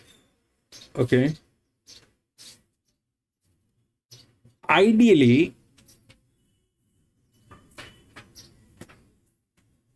that's a very strong attempt. Okay, that's a very strong attempt. But along with that, what is required is the fact that the rest of the things are fine. Now, here, why the 1 failed? Because it did not have a form line. It's 2.5 step up on benchmark 72. Pressure line was huge. Here also it is getting to that position. We can see 16 here, but that's 5.5 step up. That's huge. That is huge. Okay. And it's a 4-year-old mare. Can it do it? It can. They have a fantastic, arrangement within the stud farm. So they are good. But I think if we look at how things are, okay, so that is 5.5 step up on a 61.5, okay, wherein on a 63 and 64, we have these two horses, okay, they are 5 step down.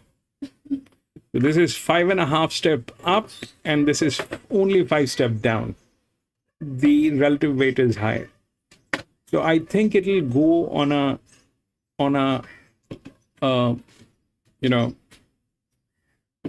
downtrend. Downtrend as in like it will go on a drop. It will 1800 meter will play a lower weight advantage. But the lower weight advantage needs to come with certain possibilities. So 8 and 9, they're carrying both the same weight. 8 is a higher drop. This one is a lower drop. This is a higher thing. Relative weight. This is a lower relative weight. Okay. Now, difference. here what happened, let's see that. So if we look at the result, 2, 7, 6 and 3, 2 went through as a linear. Okay, that was the highest. There's a drop. And then 7,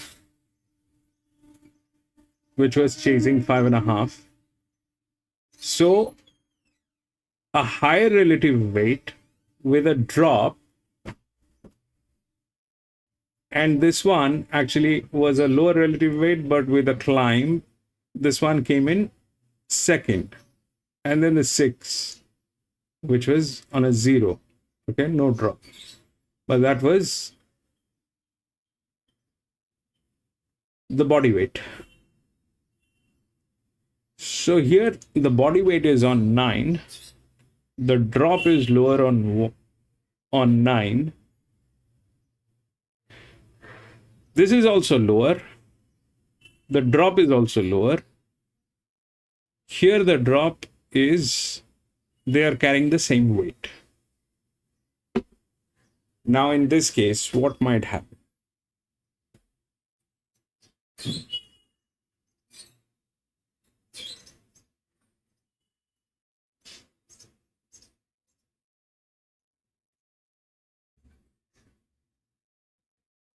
Mm, 52, 51. It's 1.5, it's 2.5.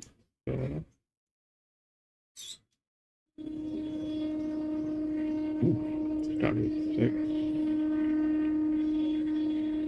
This is not happening. This is 1.5, all the way 1.5. This is 51. Minus 52, 5. It's 1.5.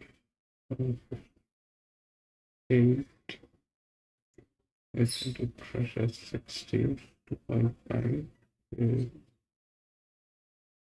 1.5 minus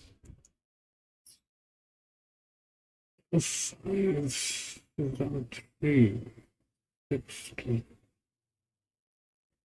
54, 51, 3, 9, 54, 8, 51,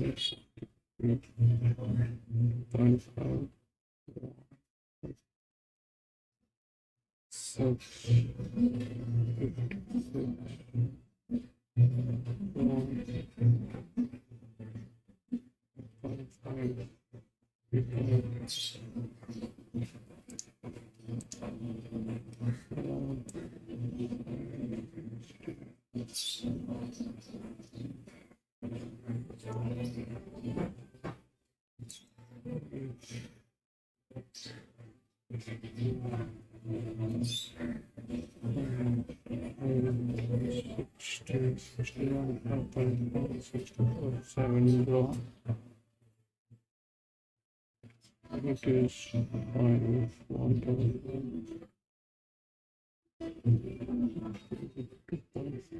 2.5 is a share. 5. Checking on a lower side, which is right. 55.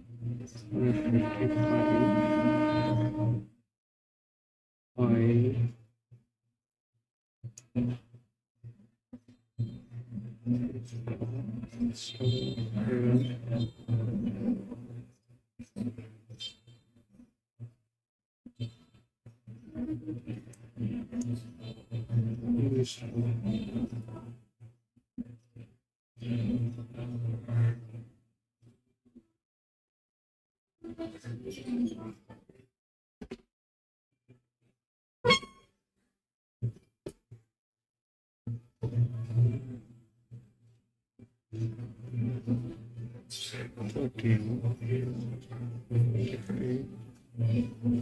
Zero, 55, 60. This is about 8, 7.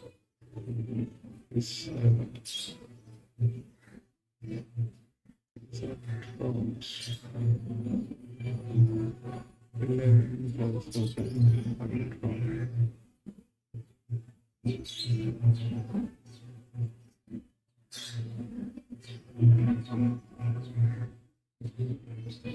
It is on a difficult scale.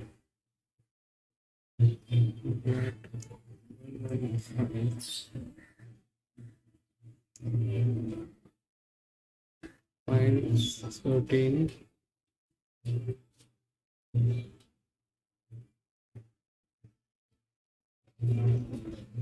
Minus 13.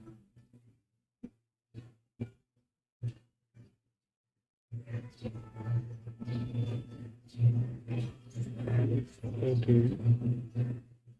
12 and 1. So, let's see.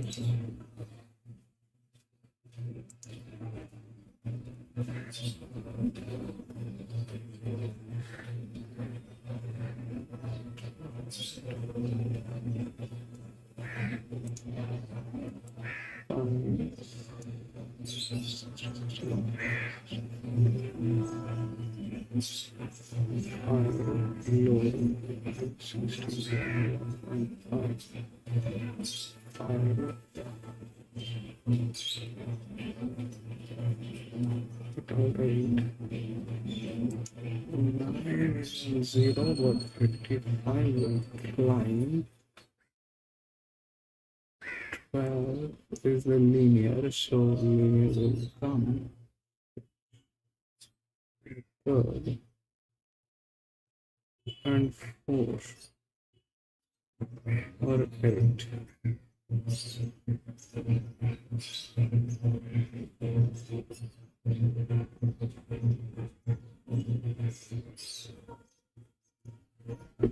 Now this area becomes a little difficult, but I think it's 5 and 13.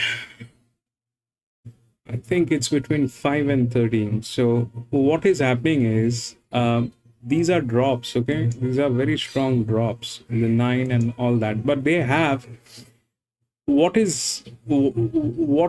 happens is this, that the more we will be doing, so like this one is going to be a little more difficult than this one, okay? This one was difficult, this one was easy, this one was difficult, and then now we are here, this one. So what I'm trying to say is this, that the 13 is the favorite. Now the 13 is a low weight, okay, on an 1800 meter. So that has its own advantage. That has its own advantage, which is right. And this, they're chasing, okay, they're lowest drop, 56, 55, those are lowest drop, okay, those are lowest drops. Now there's a difficulty scale we can see. So the difficulty is less here, it is a little difficult here. The difficulty on 1 is huge. 5, why 5 is a little less is because, I mean, if we consider the drops, that's 64, 63, then these are 61s, and this is how things are. So the top weight is on 50 on 1, which is a 59. Now for that to happen, the 1 has to be a really good horse, okay? The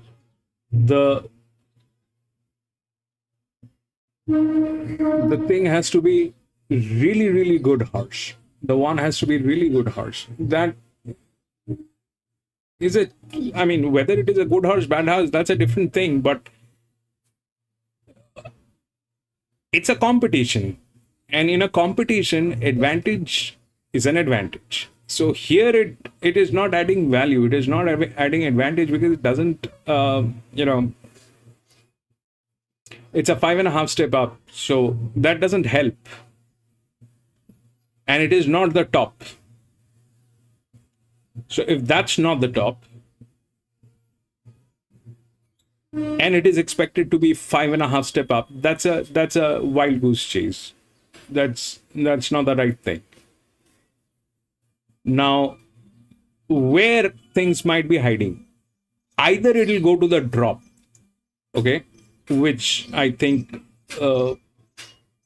8 has a lot of chances to go as a drop. But if, let's say, no, that does not happen. Why it does not happen? Because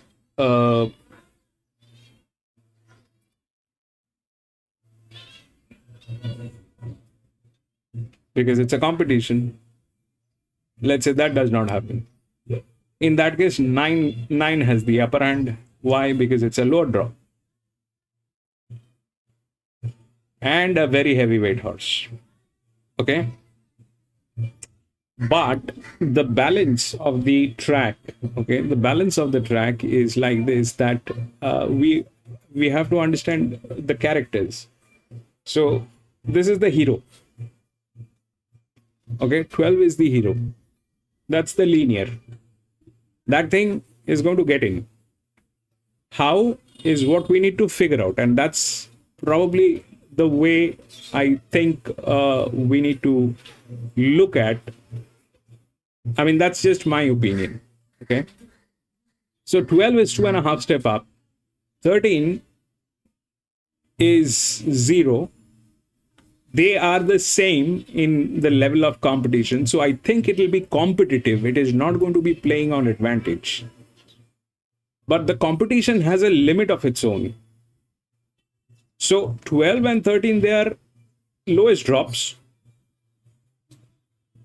This is on high scale. It is jumping 2.5 step. This is not jumping at all. 13 is the favorite. People are not blind here at Randwick. They're strong.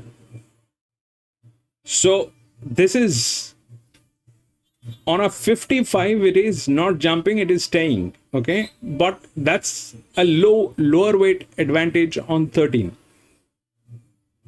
Now, if it is about competition, then that's a 55. If we look from up, then the 1 is on 5.5 step up. 5 is just 1.5 step up. Then becomes the drop. The 7 I looked, which is just 0.5, but it is not doing well. Okay.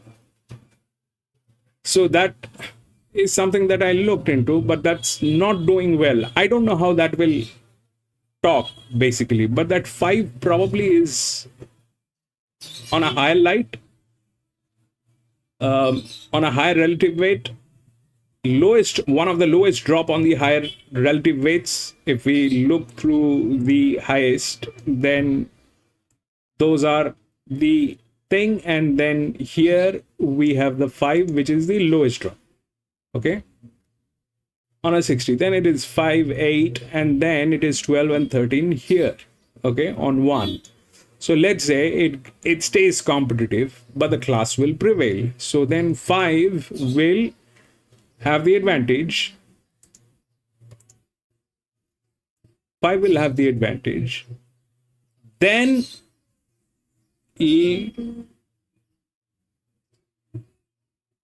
if we believe that the 12 is the hero, the linear, which will get there in some second or third position, in that case, we get the idea that this is a 56 and that's a 60 and this is a 55. Now, 13 is the favorite. People are not blind. So they're right. The connecting gate is 5, which is on a higher scale. If that's a 0, this is a 1.5. That's a 56. With a jock who is riding 5. Grima. So good. We'll see how that works. I think it's 5, then 13. 12 will get in.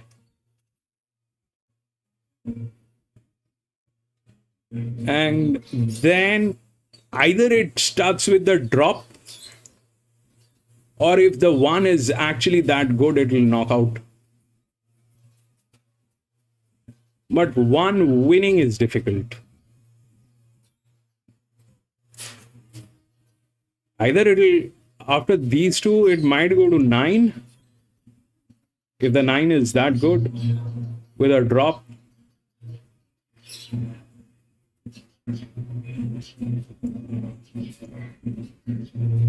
Or 8. Or 1 if on a benchmark 70. What is the benchmark? 78. If it is that good, it will go there. Okay. And if the 1 is absolutely stunning, then let's listen to them what they're saying. I think it is 5. 1 is a little restarted.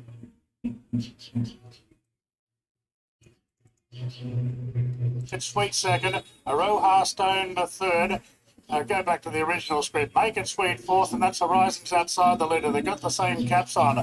Further back to Faye's Angels from Rosewater, and then came Full How from Moraqua, and still Satano Jasmine near enough to last. They come up the rise now.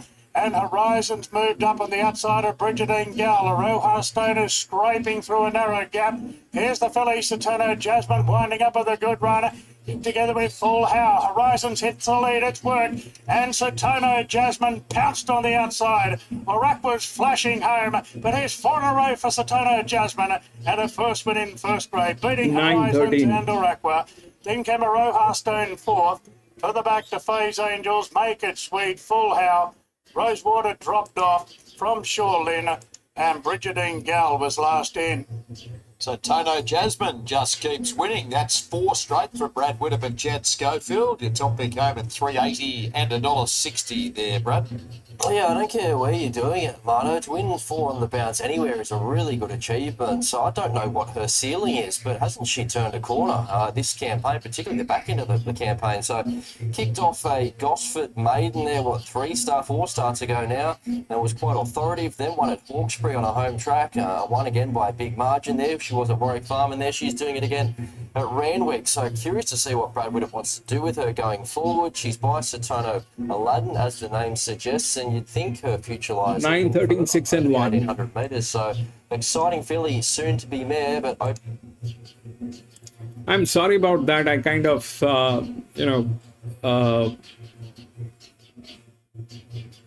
I messed up. So 9, 13, 6 and 1.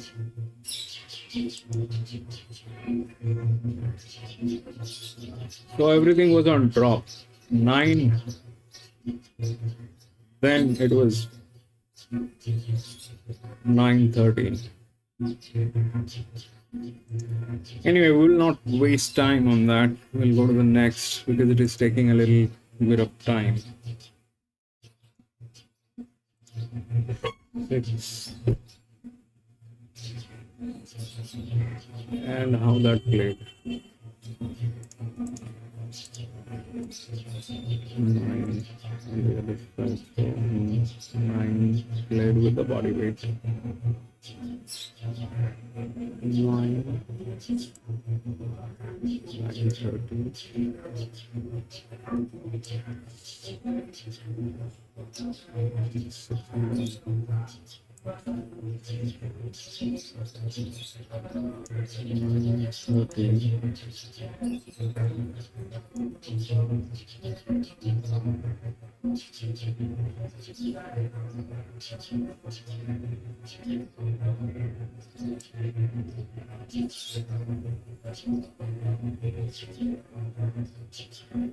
Nine, 13, 6 and 1.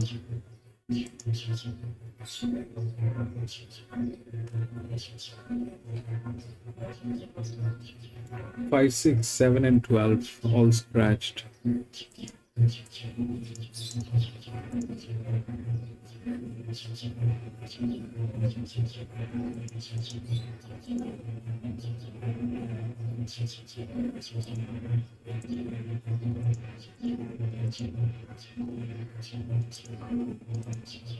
11, 8, 3, 10.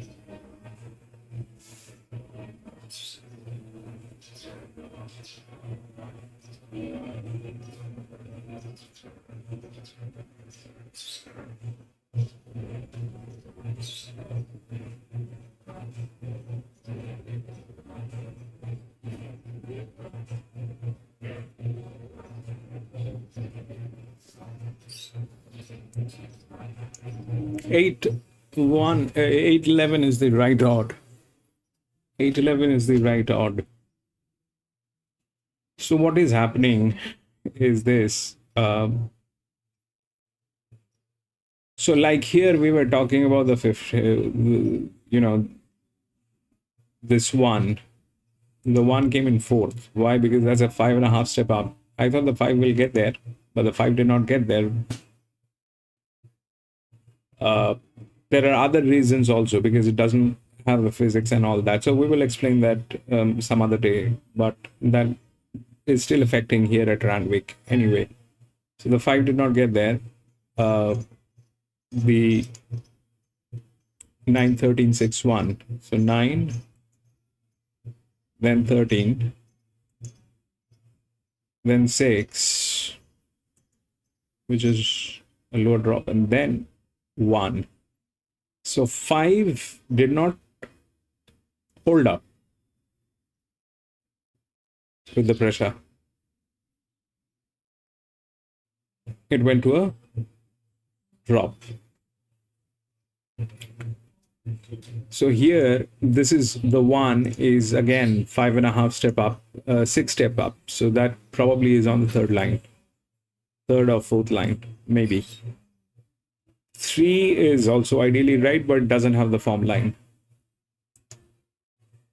8 is the linear, okay, 61, lower drop, 63, high drop. But this is all about drop. And if we look at the other horses, their jockeys have never played here. Like the 15 is not doing well. The jockey never played here. The 10 is very difficult when the 11 is there. Then it'll be 11. I don't know if it'll further go down or not. It doesn't look like it'll go down. It looks like it is here. Then if the low pressure comes through these two 65s, like the 4, which is in gate number 15, if the low pressure comes through this one, ideally 4 is in between with a low, and then hitting back on 1, if that is that good. 3 is not doing well, okay? 3 is kind of losing body weight drastically, so that 4 is there. So ideally it should be 8,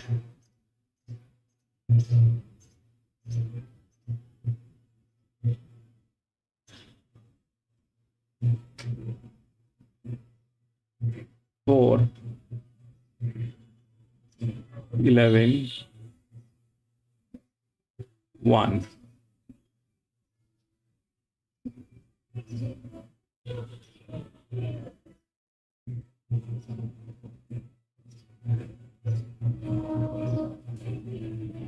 Why? 8 is the linear, no drop. 61, lowest drop, no climb, nothing. 11 is a drop on 63 at a 7. 4 is one step up, lower drop than 11. 63, this is 65. So ideally, 8, 4, 11, 1. That should be the structure.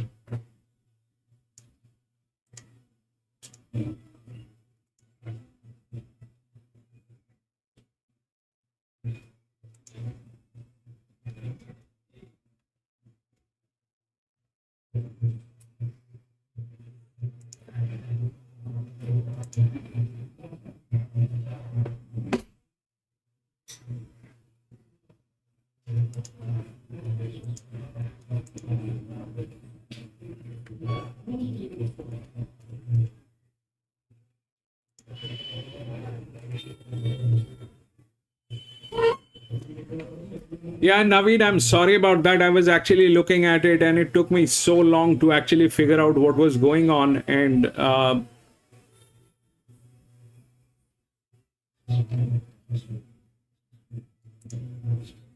I'm sorry about that, Naveen. Some cookie pigs 14, 1, 11.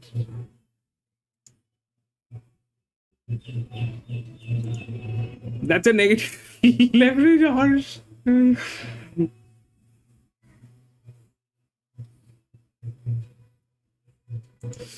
But there is definitely a reason why it is there. It's an 8-year-old.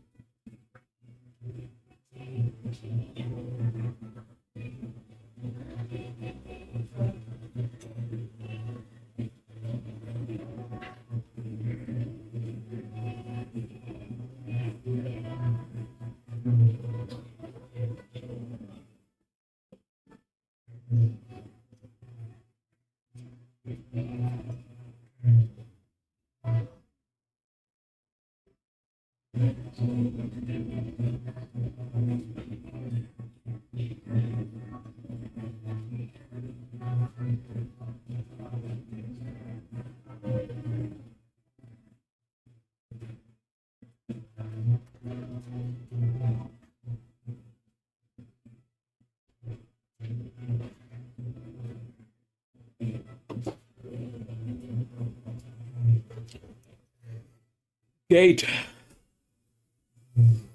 Could we speak about 14? 14 is in front of you. 14 is an 8-year-old gilding. And that has the highest advantage. It is an EW. 6.5 step down is not off the top. The jock has never raced here, but it has some Group 1 races and all that, which is there. The most important part is this, that it is negative leverage, and it is probably on the heavier side.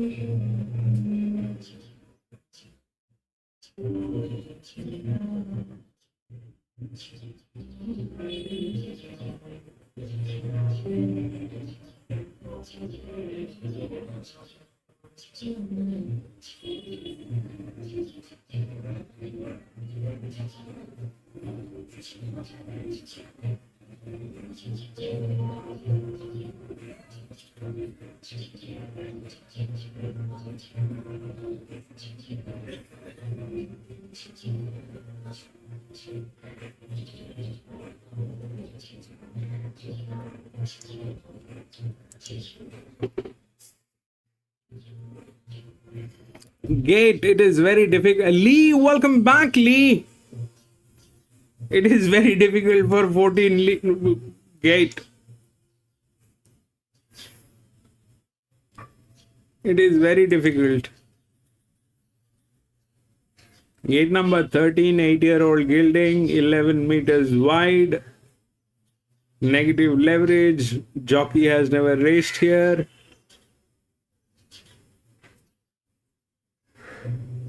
The only thing that is left to happen with him is probably getting hit by a meteor.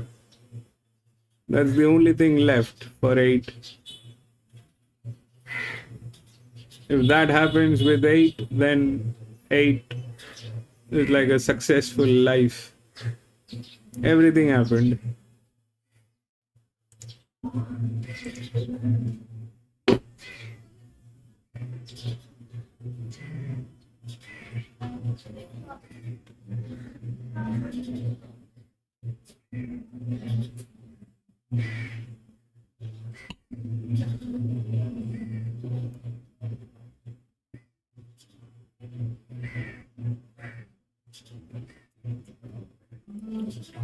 It's today. It's difficult here at Randwick. They've made the arrangements. They've made the right arrangements with the track. It's very difficult here today. They are saying like in last 1 year it did not happen. I could not find out a race in last 1 year at Randwick that had 11 meters or 8 meters wide rails.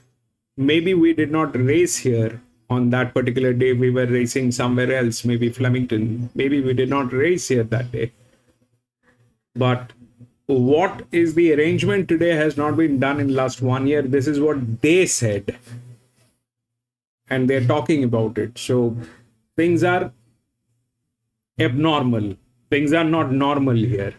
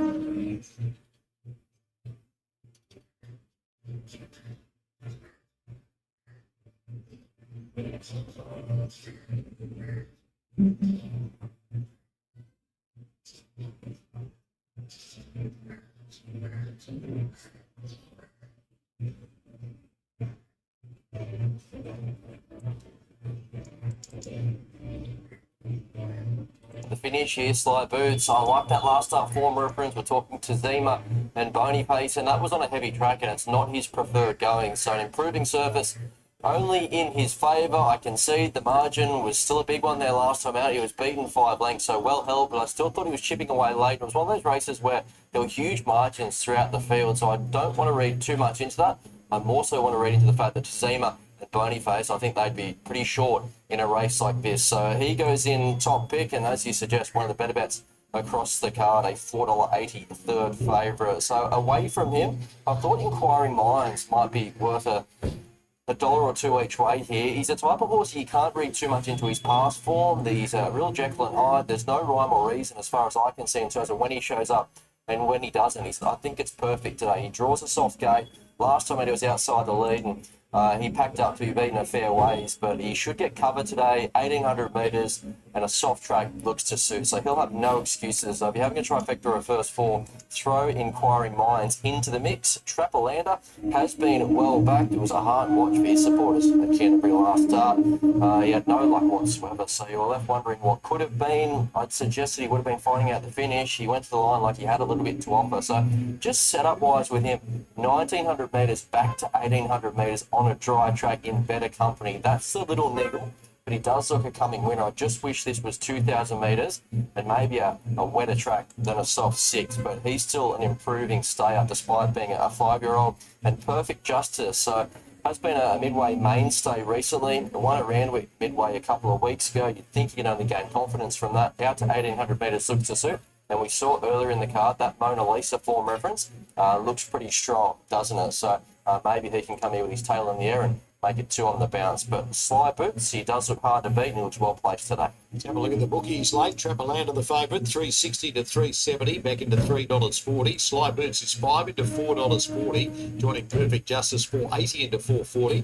10 below, a no spot for him in the market in your top 4 selections. Christian Buchanan's horse for Jay Ford, $5.50 out to $6. He looks close to just his second win. He is Group 3 place in Queensland, 10 below. Yeah, he's treading the right way, isn't he? So he returned from a little freshen there in Randwick Midway Company a few starts back, and went quite well there. That was behind the Mona Lisa, so that's a pretty neat form reference as far as the tying goes to your Perfect Justice. And he kept trying there last start. He wasn't beaten far. It was the dead set wet tracker in all kinds of folk down from Queensland that nagged him right on the line. So just the one win from 14 starts, so you want to start seeing him adding a few victories to that win tally, but it is a likeable setup, so no real knock there, and the soft track's probably about the perfect hitting zone for him. Only other nibble, Nashino Crescent, Victorian for Henry Dwyer is 16 to 19, back into $18. The main quality starts with the next, Brad, so time to start thinking about it. You've done all the form and the selection straight in the bet slip if you scan the QR code on screen.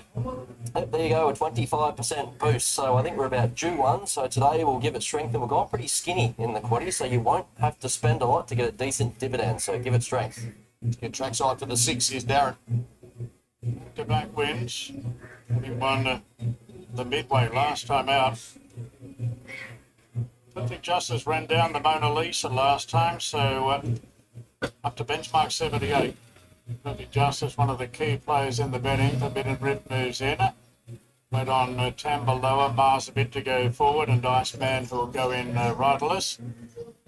Good ride by Molly Fitzgerald to win at Warwick Farm last time. A rails hugging ride, and was able to swim up the inside and beat a lot of them. So this is our third race today over the 1,800 metres with a rail at 11. Certainly been some competitive riding in the first several furlongs of the 2 previous ones. And Iceman now is the last to go in. Trapolander, who had absolutely no luck at all at Canterbury last time, is the favourite. So we're just about ready. Stand by. Trapolander's got first sighting of the running rail. Several gates out though. Ready to run.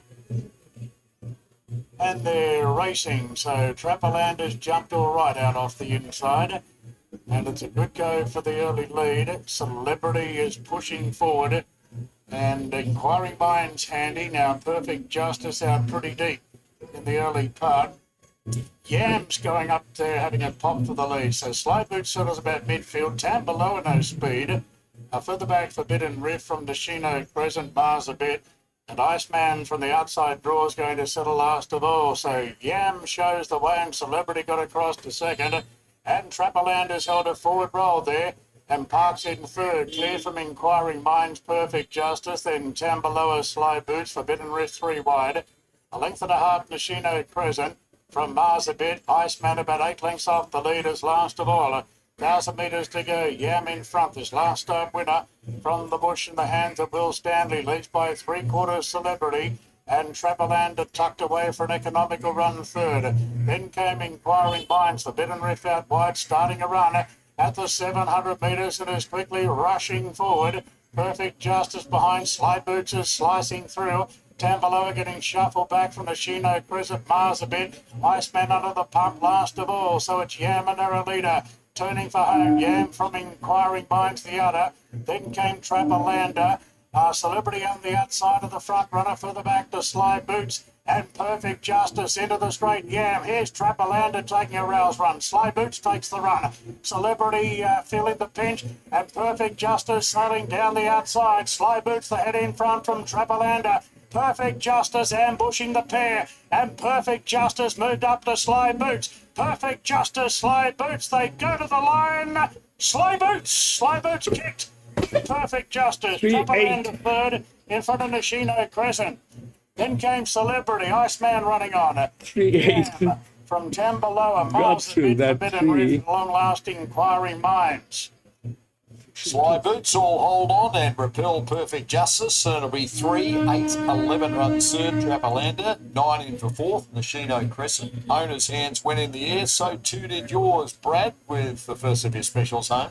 Yeah, it was a tough watch, wasn't it? Halfway down the straight there, Perfect Justice just ambled up and you thought, oh no, we're going to run second here. Yeah, to his credit, he was brave and he stuck the neck out when it counts. The land good bets, $4.30 on the New South Wales tote under the urgings of Rachel King. It was a bit of a messy race. They seemed to find their positions quite quickly. I was looking at those middle splits, a 13.06 and a 12.95. That caused one or two jockeys to take off early. And from there on in, it forced Rachel King's hand just to duck back towards the inside. And a good winner, Sly Boots, he had been knocking on the door. Deserved that. Perfect Justice, brave in defeat. Trapperlander just got out-sprinted a touch. So I wouldn't be dropping off him. I just think he's a horse now deep in his preparation, probably looking for a little bit further. But too good, Sly Boots, he deserved that. So it's 3, 8, 11 and 9. And we're 6 races 3, 8, now. 11 and 4 9. races to come from Sydney HQ today. So the main quality starts with the next. Better back to go back to back from Brad, who goes 1 to beat 10, 9 and 14. By the way, the second of his specials is in race number 8 and it's number 15, 7. So after So the 3 went through, even though it was not feeling well. It just went through.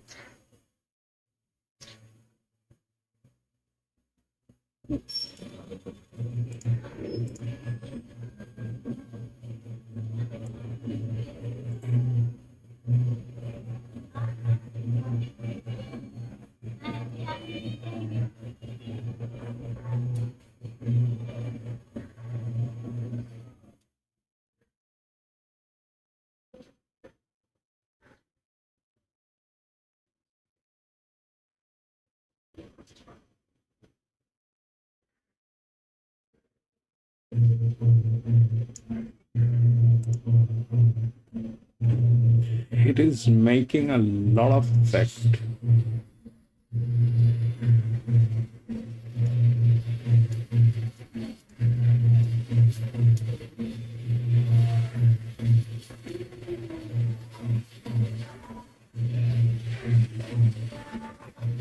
Two, 5, 7, 11 and 15 all scratched.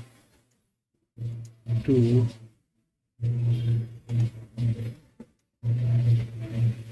5,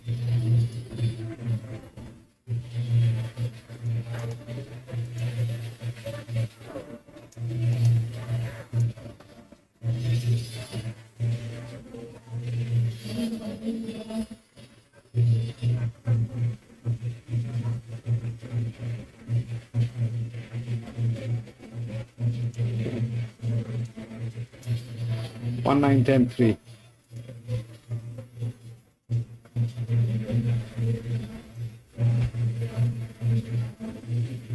1, 9, 10, 3.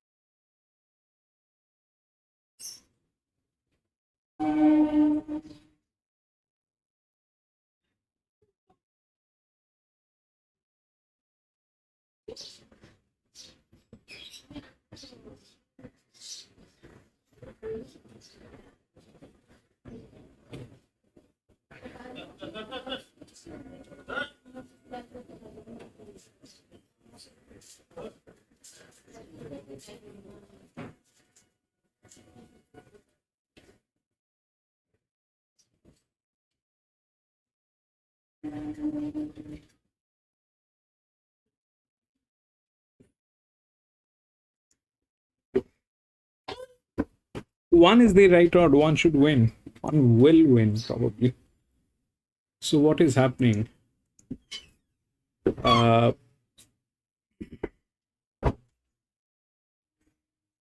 what is happening is this, that the one is a 67 on a pressure line.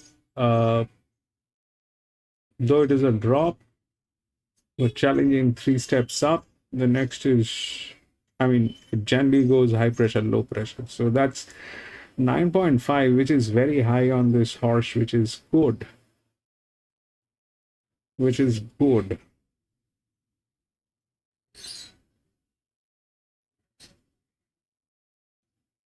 Which is not bad.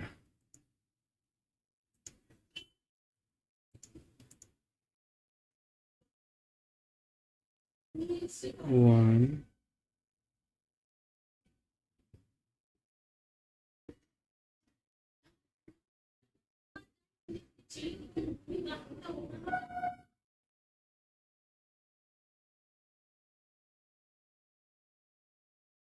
One, three, four. If we take the 6 out because of that, then it is 9.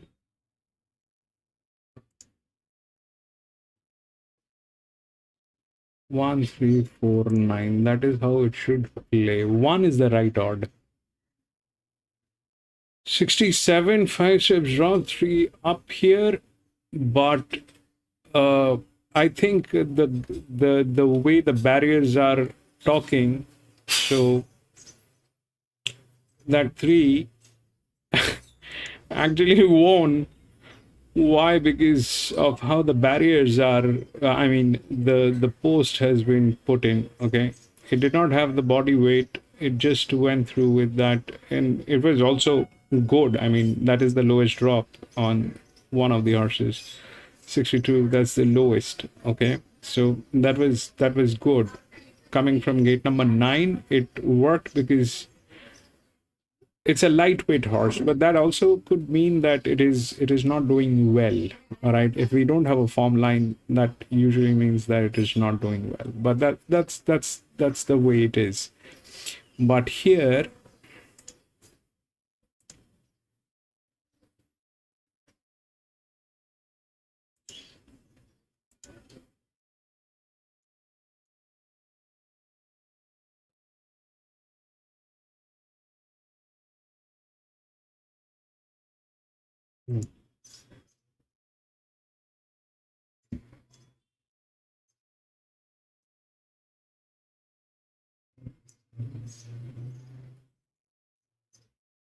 That is how it should play.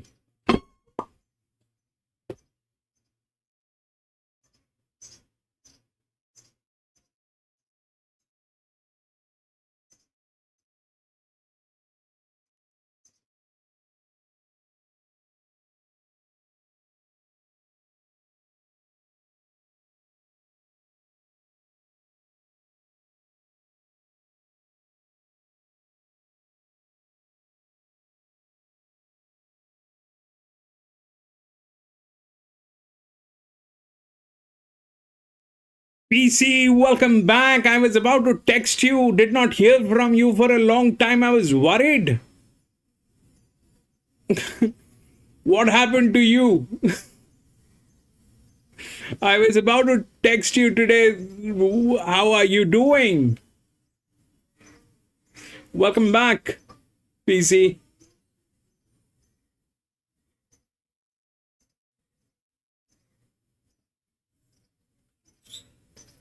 What is DR?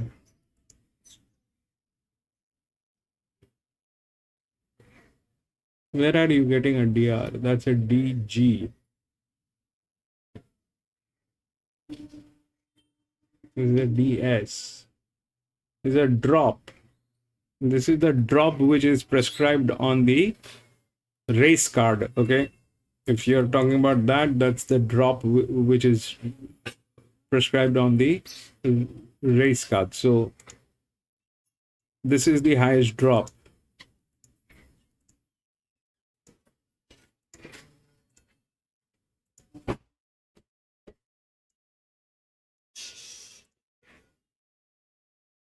That's how it is. Okay. That's the highest drop in class. When we calculate the weight, we get that drop, which is the right. Then we see what is there on the job.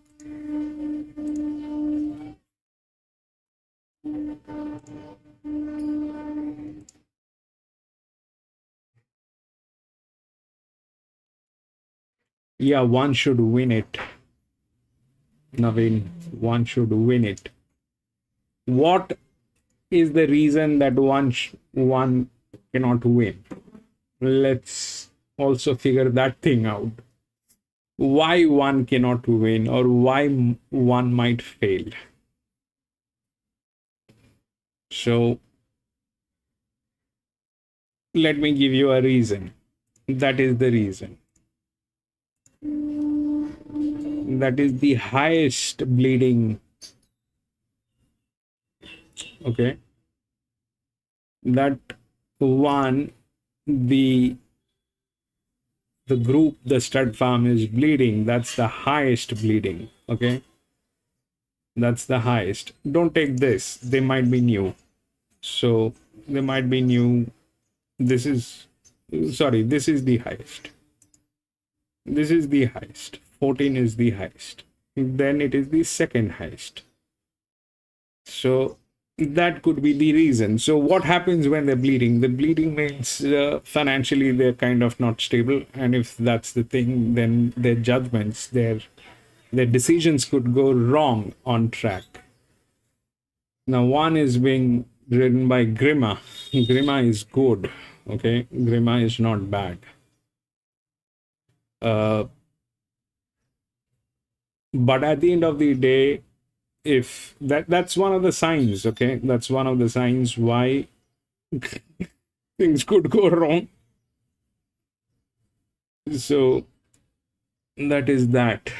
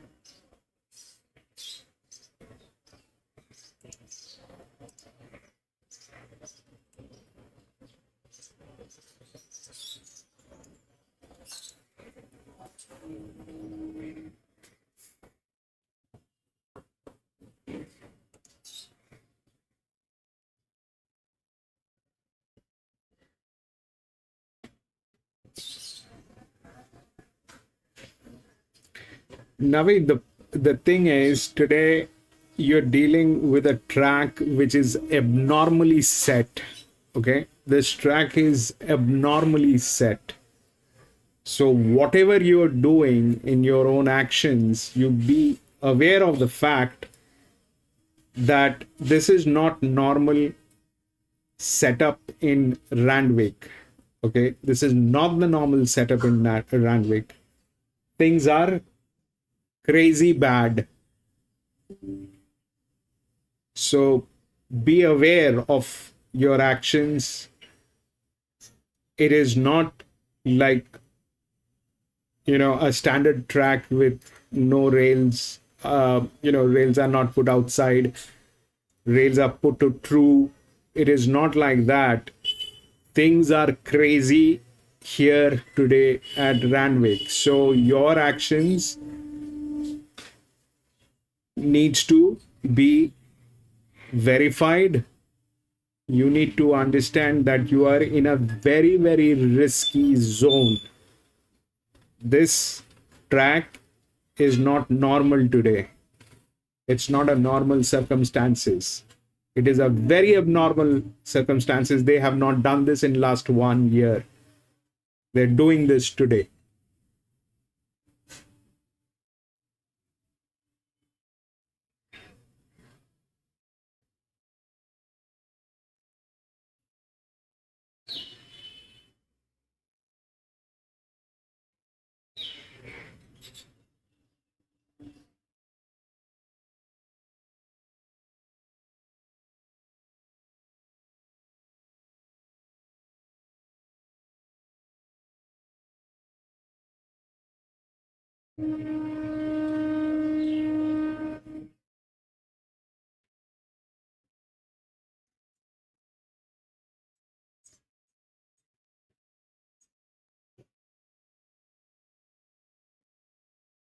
EC says 10 Randwick.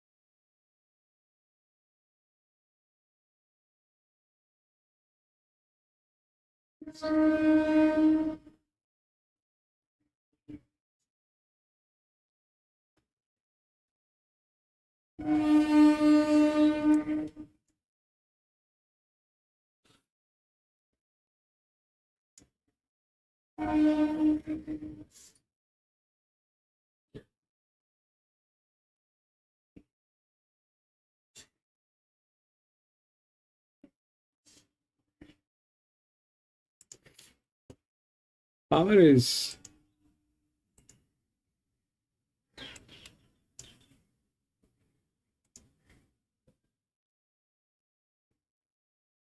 power as in like these are the horses which are kind of put to test.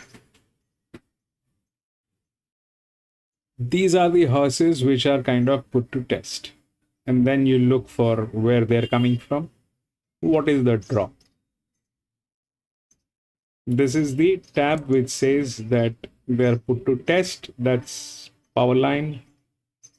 This is the advantage line. The advantage line has to work.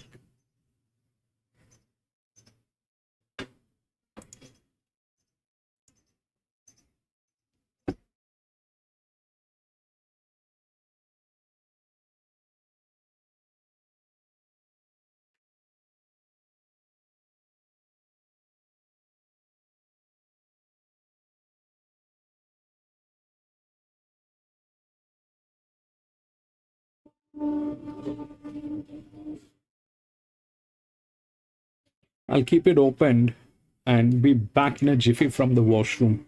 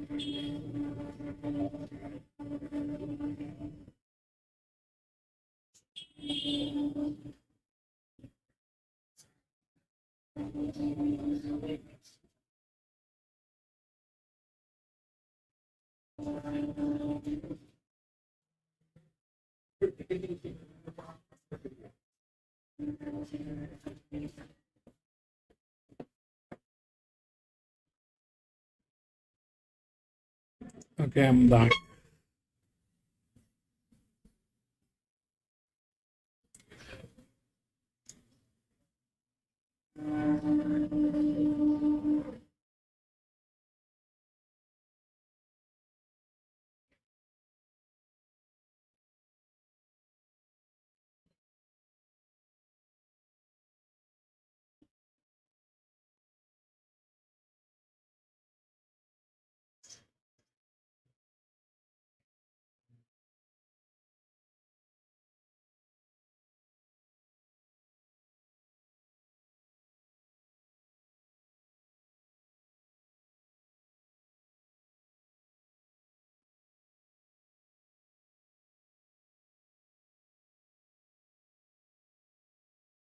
Bolted in at this track and trip last time out, going all the way.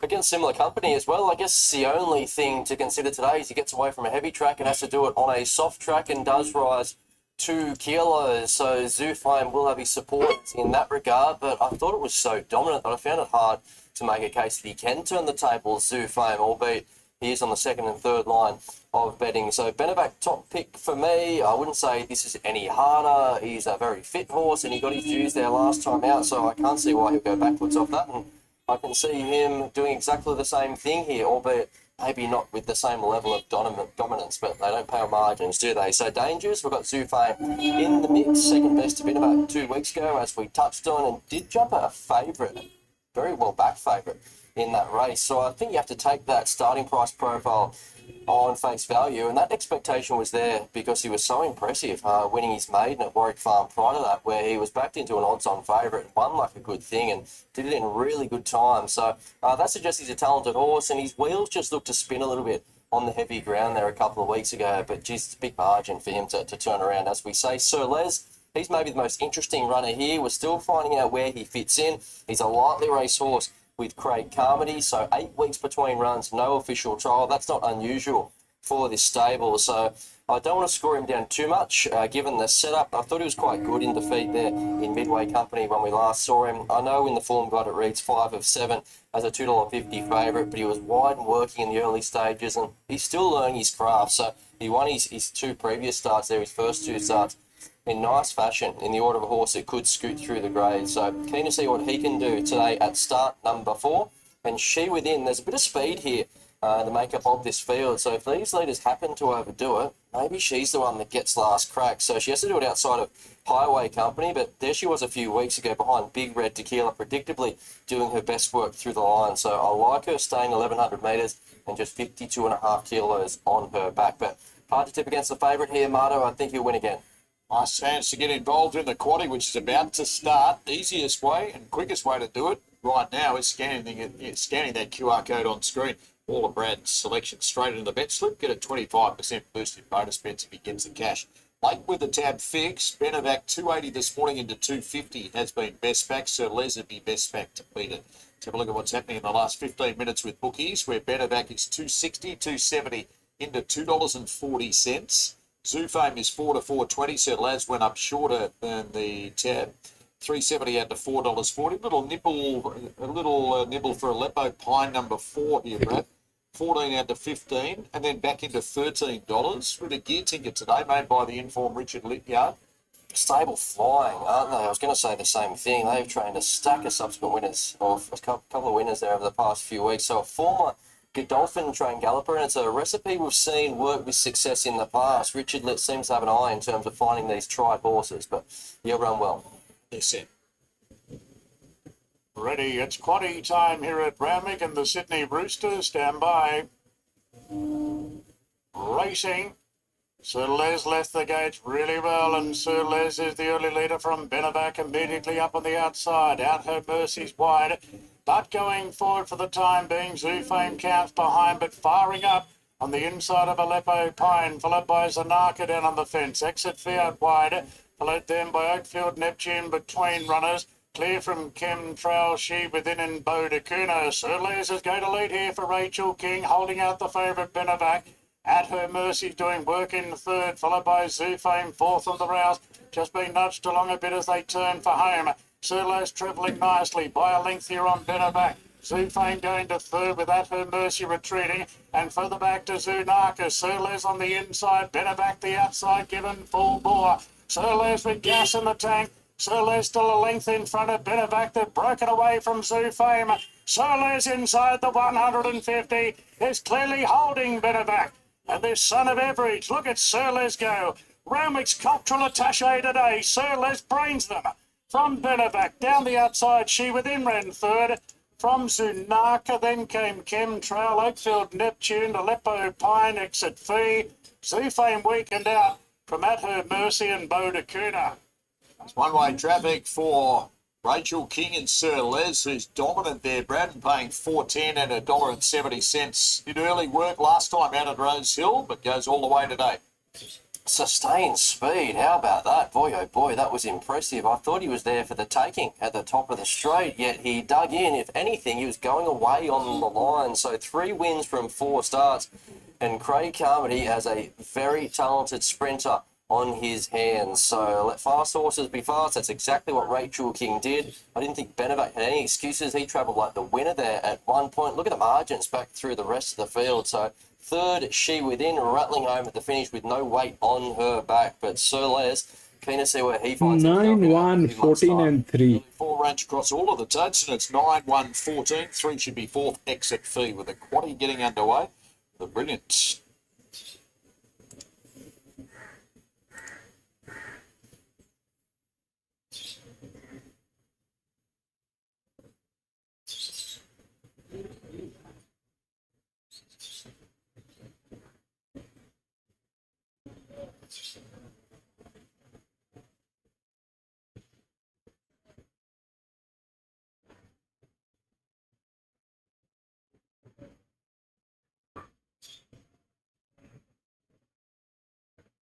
That is weird.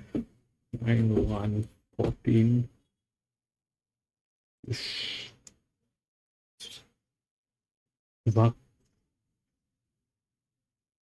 9-1, 14 in 3. What kind of a jump?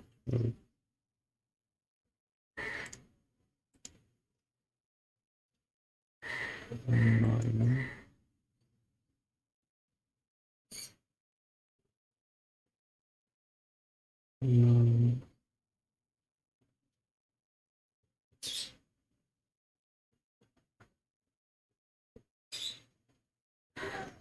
So now that did not work.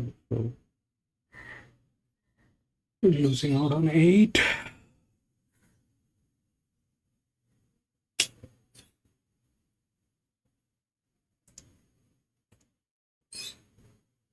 So what was wrong? What happened? Why the one lost? Because it did not use the breather. It was chasing. It was 3.5 step up. Grima thought that I will chase, and it started leading from the gate. It gave up.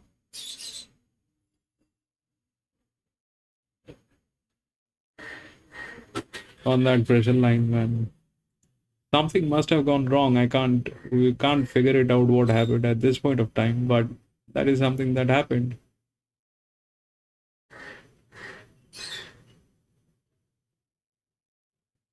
Weird. The track is definitely bad.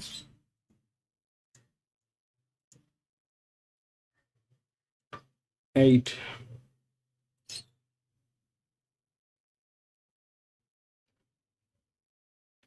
One 159 scratched.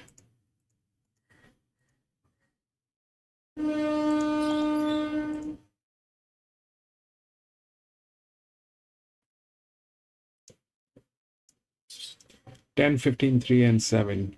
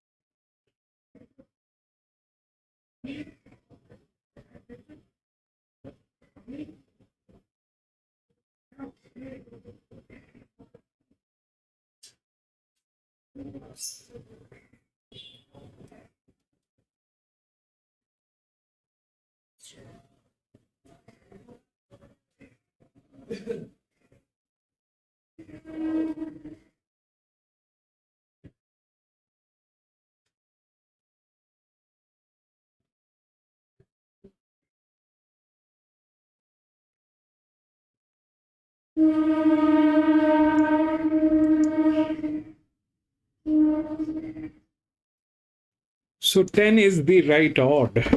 It is the linear. Now let's understand what's going on. So the odds are 10, 15, 3, and 7. So 10, 15, 3, and 7. So 10 is at a 61, lower drop, fabulous form line. Moreover, it's a linear, so it will play. The question is that 8 is very risky, all right? That 8 is very risky. How that 8 is going to behave is God knows. If I mean, the 8 is a dicey one, which is there. I am hoping that it will not do anything, but honestly, it can actually. So 10 is the one. Now they are all with difficulty. This one is no difficulty, right? So, and that is exactly where the 8 is also there. And the 8 is a higher one, but with a higher drop. Let's hope that from gate number 7, gate number 10, a 5-year-old gilding will not do much of a harm. But if we now look at what is it, then if we take that out, then 4 has the top weight. So the top weight will come. How the top weight will come is, that's the question. So either it is 4-10 or 10-4, depending on how it plays. JMac is on 10, so we are hoping 10 will do the right thing and JMac will do justice. But 4 is the top weight, which is going to be there, and it is one of the highest in terms of relative weight. So that's that part of the story. So that's there. 2 is the highest, but huge drop. Then 4 is lower drop. 3 is higher drop than 4, plus a wide gate, plus getting negative. 6 is higher. 7 is lower on a lower side. So 7 is definitely trying to compete. But one of the low pressures will work. So low, that's the low on a higher weight. Okay, so that's a low pressure on a 1600 meter. 10 has a low weight, but it is a higher pressure line. This is a higher weight, but a lower pressure line. So that's what I think. And then it drops here because 7 is good. It is not bad. And then with the body weight and the drop comes in, which is the giant drop 15. So ultimately all the horses are within gate number 1, 2, 3, 4. That's what I think it is. Okay. If you have a question, please ask. I will try to answer.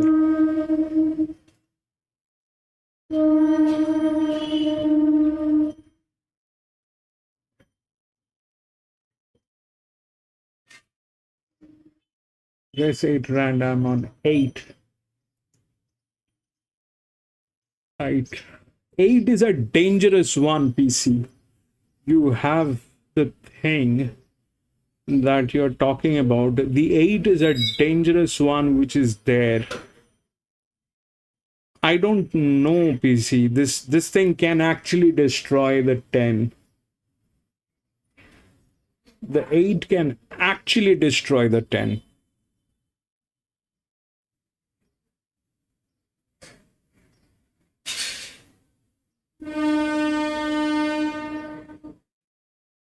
The 8 can actually destroy the 10. You're right. You're not wrong. You're what you're saying is right, and I can see that what is going on. There is 62 and a lower drop. This is a higher drop on a 61. So technically that is there, but the problem is the form line. If we do not, let's say we choose not to look at this, then the 8 is lethal. Then the 8 is lethal. What is the 8? Rock Empire.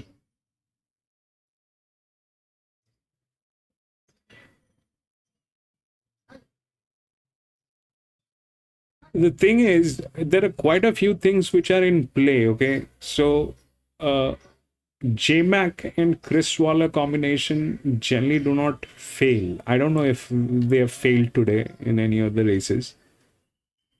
But that generally do not fail, okay? That's a very strong combination. I think if JMac fails to deliver, he will lose a huge contract from Chris Waller. So there is something on those lines which are there written down. So these two horses are kind of there. What is lacking on 8 is the balance. But the balance, this guy does not require the balance actually. Where is he standing? Let's figure that thing out. He is standing in a dangerous position. He is standing in a dangerous position. This is where they do the maximum damage. Okay, this is from where they do the maximum damage. This is where they fail, and I don't know why they fail. This is where they will fail. The moment they have the balance, they will fail. And the moment they are here, they will not fail. So that thing is lethal from a lot of angle. plus the jockey has a strike rate of a 57% on that horse. So yes, that eight is a thing that is there, and quite frankly it can destroy the 10.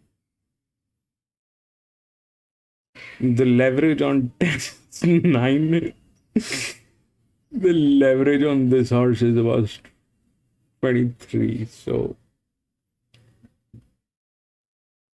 there are chances that the 8 might knock out, but I won't take that chance. I will not get into it. This is getting a little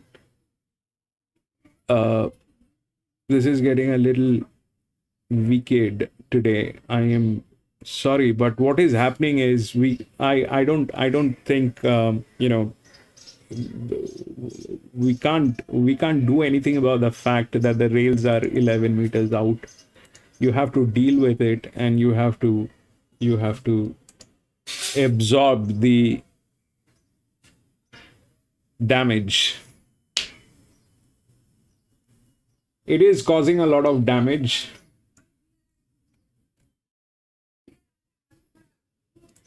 And you have to absorb the damage, that's all.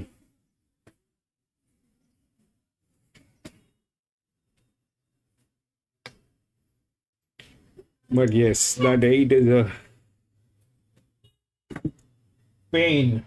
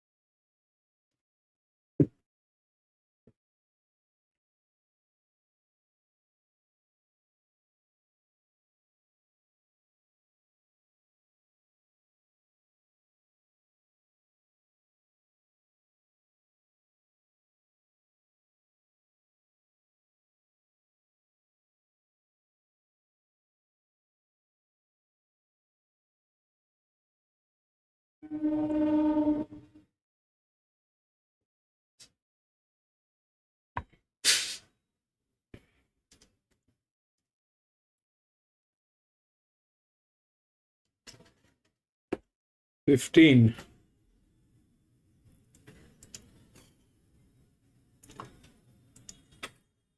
Yeah, 15 is the largest drop. So with that drop, with that kind of a body weight, it'll get there. But probably a drop will be a drop. So the question is how that thing is going to work. Because I mean, technically speaking,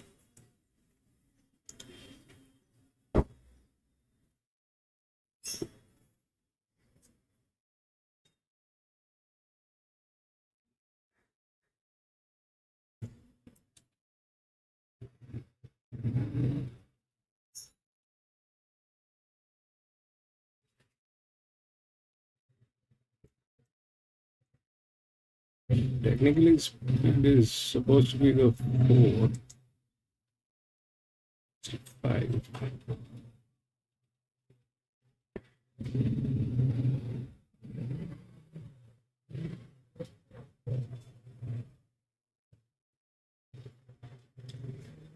Technically speaking, it is supposed to be the 4. Okay, with the top weight, it should get in 1600 meter or what that should get in. But the problem is that it is from gate number 2.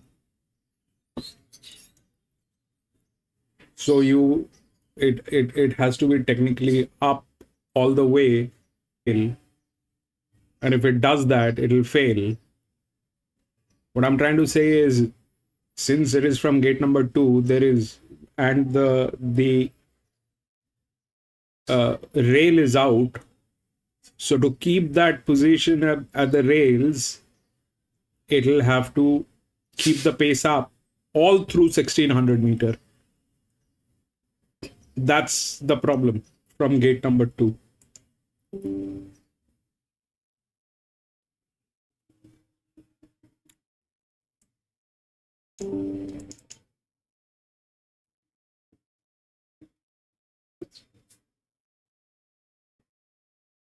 Narbold with James McDonald doing the steering. He's another horse that probably fits that similar profile in that he's been racing well recently with a few excuses without winning, but back out to the mile looks a soup. He's another horse drawn well. What he won't want to do is mess up the start like he did a few weeks ago, and he pretty much put himself completely out of play. That was Randwick 1400 metres. Prior to that, had no luck whatsoever. When he drew wide, they took their medicine, tried to pinch a few runs, and the gaps just never ever appeared. Lou, he is in the mix. I like the setup for him in terms of getting out to the mile. He's just about ready to strike. He gets the winkers for the first time, third up sense of timing. He looks every bit a miler at the moment. He just seems to hit a bit of a flat spot in his races. So the further he gets, the stronger he'll be. Like that gear change, and best of the rest is number 4, Mickey's Medal. Won a very similar race to this 2 weeks ago. That was over 1400 metres. If there's a little niggle with him, it's just his strength at the end of what could be a truly run 1600 metre contest. But 7's on top. He looks pretty solid there as the second pick. And as I say, I think today's the day we can get the cash and get something out of him, Marto. As you hinted, Brad, Narbold's the market mover at the tab picks. James McDonald, Chris Waller, 440 into $3.80. Sevens is special, 4.20 this morning. Ford is out to $4.60 very late. Let's head across to the bookies and have a look at what's happening in the last 15 minutes, where the favourite Narbold is 4.20 into 3.70, and the push there as well. Sevens is 4.20 to 4.60. Electric Impulse 6 into 5.50. Lou is 6 in from $6.50. The Creator at longer odds is 14 into This is the guy with the $13. mustache. Poison Chalice number 2. It's dangerous, It was this guy 20 is. not long ago, and it's now into $17 for Joe Pride and Chad Schofield. And ran 6 last time out here at 1,400 metres. Presents here third run back from a break, so we'll be just about ready to peak, you think? Yeah, and we've seen Joe Pride work wonders with this profile of horse in the past. So he's a 6-year-old. He looks relatively well exposed with the 27 starts to his name. He's had the 2 runs back. He's done it in pretty good company. So the Civic Stakes first up, he made no real impression, was doing his best work probably through the line. Then last time out, he suggested 3 lengths behind Mickey's Medal. So it has to turn around a bit of a margin there to the winner in that race. But now getting out to the mile, he's a horse that loves getting his toe in the ground. Does carry a big weight again, 61 kilos, but Joe Pride's never afraid to run his horses with a bit of weight, and that's case in point with Poison Chalice. So, yeah, interesting little move here. Maybe that suggests that he's ready to rock and roll. Narbold would be best backed everywhere, though. Number 10, it's James McDonald for the first time today at start number 25. Just the 3 wins through 24, but 2 of the 3 wins have come here at, have come at 1,600. Yeah, a little bit of a frustrating horse. I'll tell you what, hasn't taken long the punters to remember how this goes. J-Mac Tax is in full operation yet again. He goes away for a few months, but a lot of his mounts today have been well supported, and that's a trend we're pretty well used to now. Monty Race 5-year-old is a special low for you, Sevens, and he's an honest galloper. He is. He's been knocking on the door. He's ready to win, so no more excuses. He's hard fit. He drops in weight, and I do think he finds a very winnable race, albeit he's a little bit easy late, $5 now for the punters. Here's Darren. San Bravissima. 2 out now. 2 to move in for the 8th race, ATC Thank You Trainers Handicap over 1,600 metres. And the Thunder Lips moves up to the outside draw.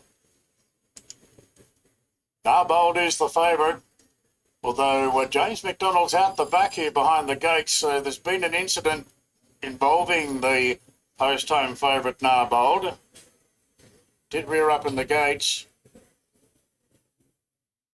So Narbold will be unloaded here from the machine. Fractious and red in the gates. Our favourite Narbold. So it's been backed out, and the vets are going to have a look here at Narbold. Meanwhile, Thunder Lips went into the gates just as that occurred. So James McDonald back in the saddle of Narbold, just being trotted up.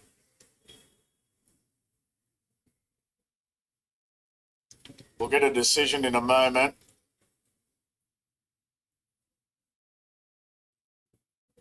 Everything looking okay at the moment here with Narbold.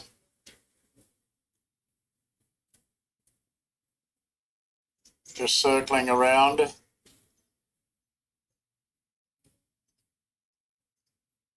Righto. James McDonald said, giddy up, let's go. Narbold moves back into the gates. The $4.20 favourite. There's the light. We're ready now. And they're racing here. Narbold in the second half of the field. Poison Chalice and Lou among the best beginners. Thunder Lips being sent forward. Mickey's Medal and Sevens having again to sit handily. Followed them by Bravissima, Rock Empire going forward, and Narbold improves on the rails. The Creator's out very deep from Substantial, and tucked away on the inside, Electric Impulse, and a gap back to Sky Lab. So Lou shows the way, and Thunder Lips is up and about early into second. Sevens well positioned and tucking along in third from Poison Chalice, and Rock Empire cast 3 wide. Mickey's Medal with a cosy run on the fence on the inside at Narbold. Bravissima's out 3 wide. Further back to Substantial Ditto. Then came further back to Electric Impulse on the inside of the Creator, who sits well back today. And Skylab's at the rear. So Lou and narrow leader here from Thunder Lips approaching the corner. 2 lengths away to Sevens. Poison Chalice, Rock Empire in 5th. Narbold is next between runners. Mickey's Medal down on the rail from Bravissima. Then Substantial, the Creator. Well back then is Electric Impulse and Skylab. Into the straight, Lou and narrow leader here from Thunder Lips. Rock Empire sustaining a run. Seven's taking an inside gap now. Here's Narbold letting loose down the outside. 300 to go. They're right across the track and Narbold is sustaining the run. Moving up to join Rock Empire. Clear from Poison Chalice. The Creators running on from further back. It's Narbold trying to beat off Rock Empire. Narbold ahead in front. The Rock Empire is showing fight. Rock Empire came back on Narbold and I think wanted a nose. The Creator 8 got and up the 10. third narrowly in front of Bravissima. Then Electric Impulse, followed by Skylab running on from Poison Chalice, Lou, Thunderlip Sevens, Substantial, and Mickey's Medal. Stand by, it's a close one here. Rock Empire, having been headed there by Narbold, has shown a lot of fight. The rails well out, they're very wide apart. But it does look like Rock Empire has repelled Narbold. And I'm going to go with Darren. I reckon it's 8, 10, 13 and 4. Doesn't tell us much, obviously. But it looks like there might be a margin there for Rock 8, Empire, Brad. 10. Yeah, I 13 agree with that, and Marto. 4. I'm going to sit in that corner as well. He was brave, wasn't he? He was off the PC, gamble, so boom! not long to the Gold Coast, but a double for Gay. PC. PC got it. PC got it. 8, 10, 13 and 4.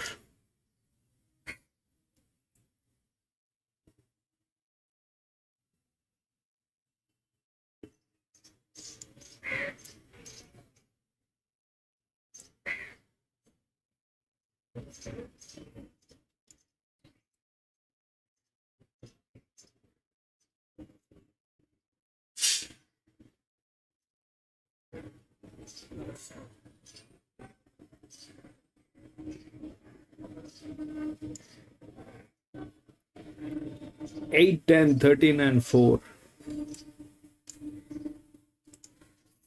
PZ. That was a good one, PZ.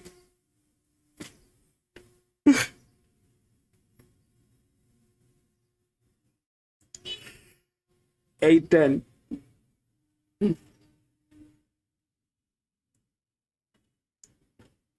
Three, 1.5.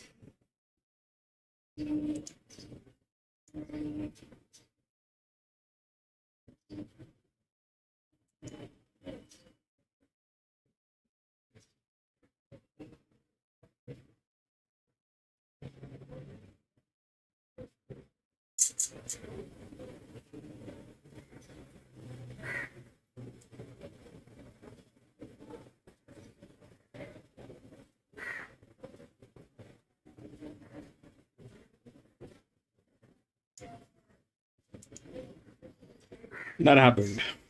We'll go to the next.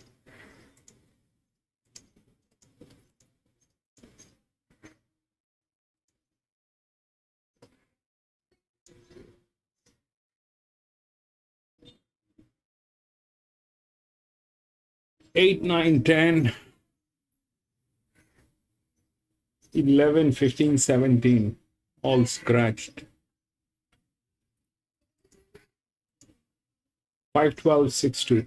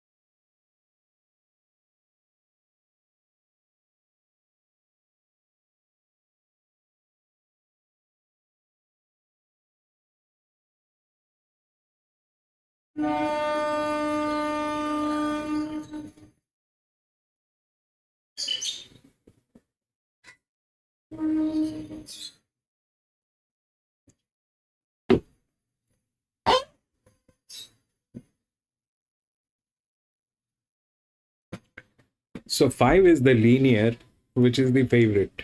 But there are a couple of things which are happening with 5. What are the advantages on 5? The 5 has raced here on this track. The jockey has won with this horse. All that is true. Okay. The jockey has been winning. It's a dedicated jock, and the jockey has been winning with this horse. All that is true. But that is 65.5 with a drop of 7. Here is a drop. Okay. The nearest competition that I could find is the 3, which is here, which is a low pressure. Now, what are the things that are going on?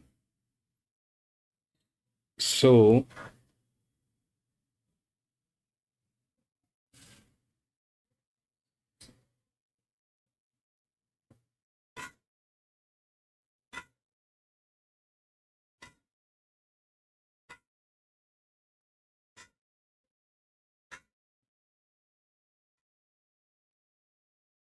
it's a 1100 meter benchmark 88. Now the top weights are gone. The top weights will not be able to survive this. That is 61. 7 steps up. Is it possible to deliver 7 steps up? We've seen that happening, but those things, they happen on benchmark 65 and 60, on those lines, not at a benchmark 88. I've not seen that happening. So that is that. So now if we talk about the drop, the 5 is a higher relative weight, but with a higher drop. Okay, the drop is here also. Is it higher than 3 in terms of weight? Yes, it is higher. But it is also getting into negative.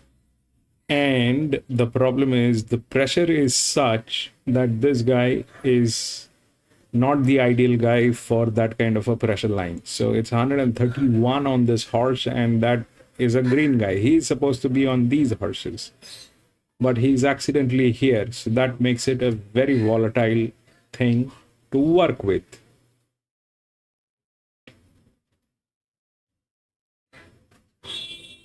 Okay. The 12 is 5 step down, so is 13, which is a 5 step down difference. This is higher, that is lower. Okay, so the drop will definitely talk, but if there has to be a little bit of competition which is there, then that 3 is probably there. Okay, that 3 is the competition to the 5. Now, what are the other things that is not right with 5? Definitely it is getting into the resistance model, which is a problem. Jockey is an issue with that kind of a pressure line. That is another problem. And the biggest problem is definitely it doesn't have the physics so far. Let's check. No, it doesn't have the physics. So that is there. Okay.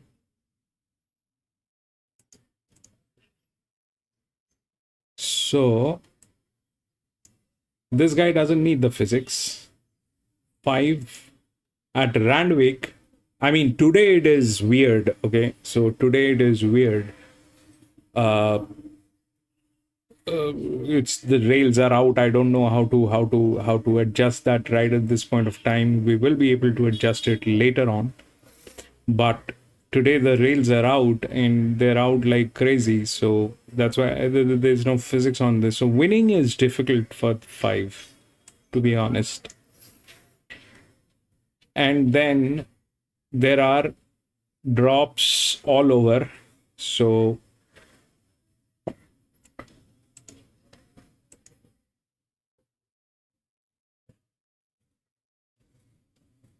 five is here. Let's check. 1, 7, 3, 64. Okay.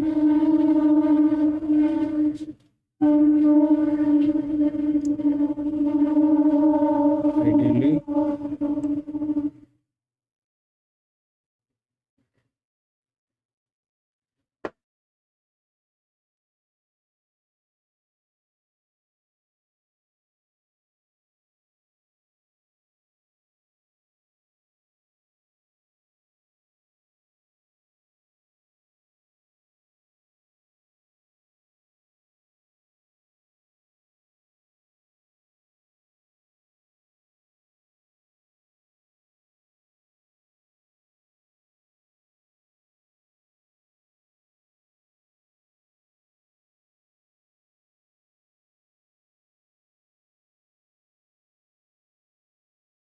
this is 57, 57.5.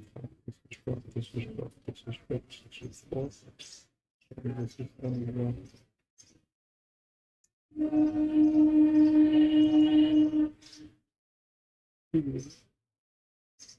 Mission gate number 17, 15, 3.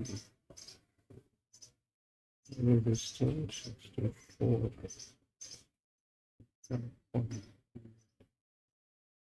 1.5.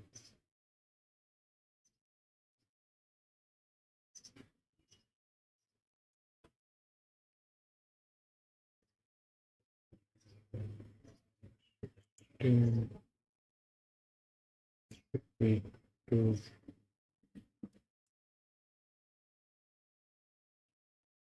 3, 3, 3.5. 8,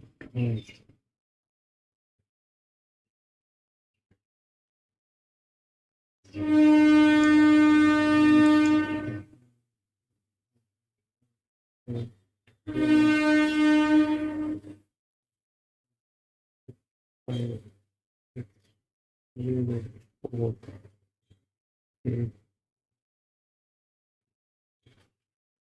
3, 7, 4.5, 64, 63. Both of them are in the same pressure line. 50, 71, 56, 68. Let's see how that works.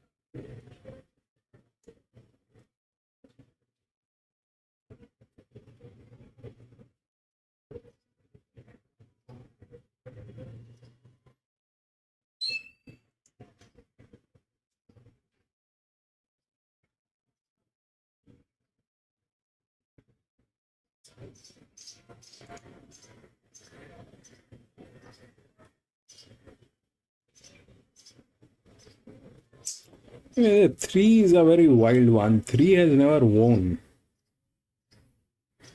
3 has never. 3 has won 4 or 5 races before. 5 races before, once. That was all. Even 3 is not the thing. Where will it play if they are all drops? 3 is 1, 2, 14, 2.5, just 59.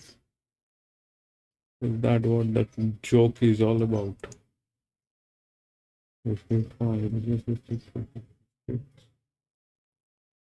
57, yeah, 23. That is a bad idea. This thing is a bad idea with this one.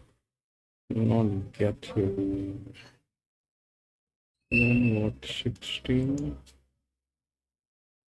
For what joy? 16. Because of the form line.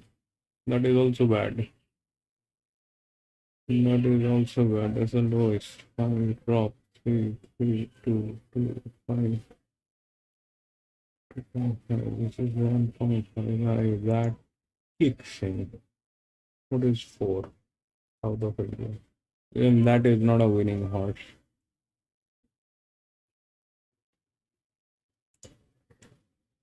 Two.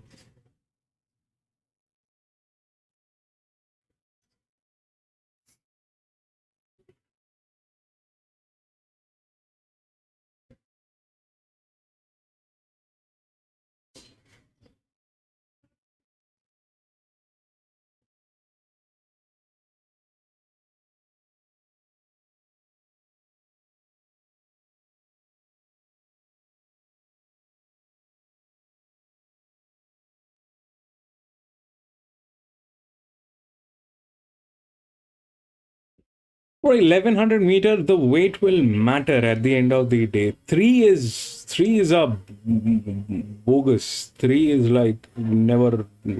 It's won in last 47 years maybe. Bad one. I kind of can't figure. I mean, I can't go with the 2. It's very wide.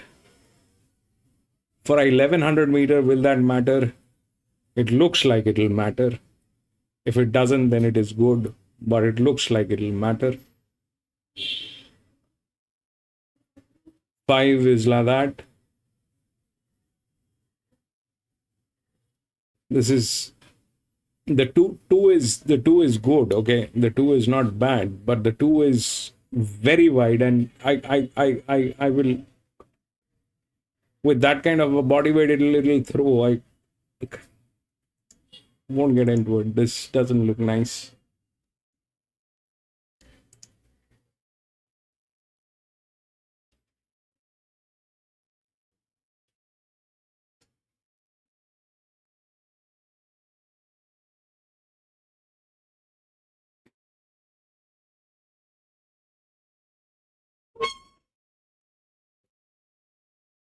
It's 9. I like the 16. I like 16. Yeah, the 16 is the low price.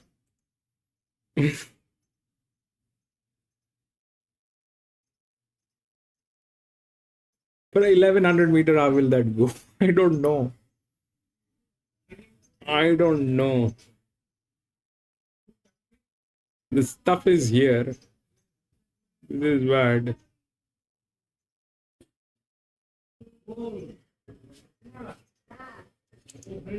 These horses don't win. The 4, these are all very weird. South of India will not win.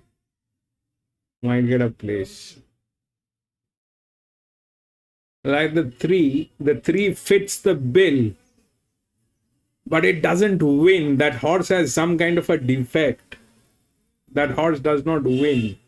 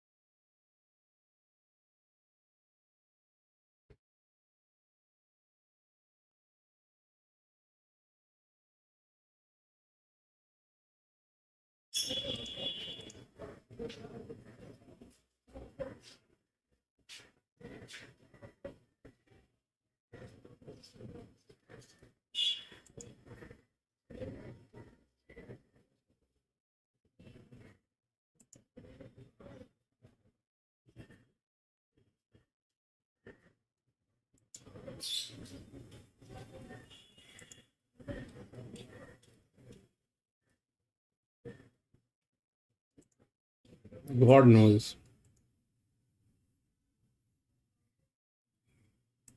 Pass. Mouse.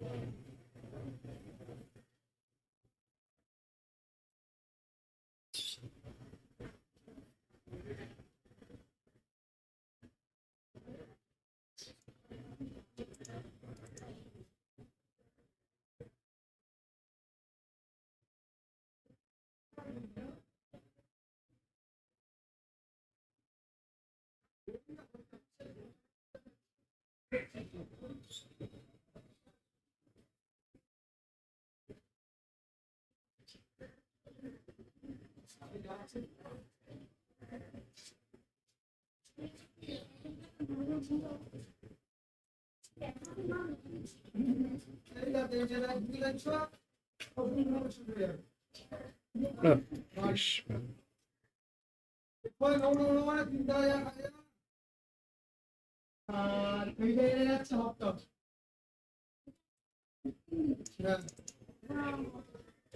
He's been freshened and has been dominant at the trial since.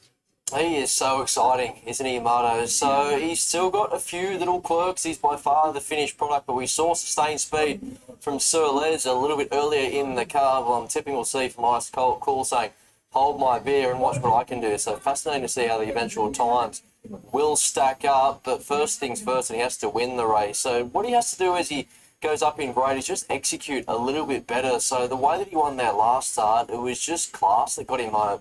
Despite doing a lot wrong, that started with the jump. He wasn't the best into stride. He was dug out to use that speed. He over-raced. He travelled wide. And he still had the temerity to win by half a length. So I don't know where his ceiling is. He's had that break. You mentioned his tick over trial.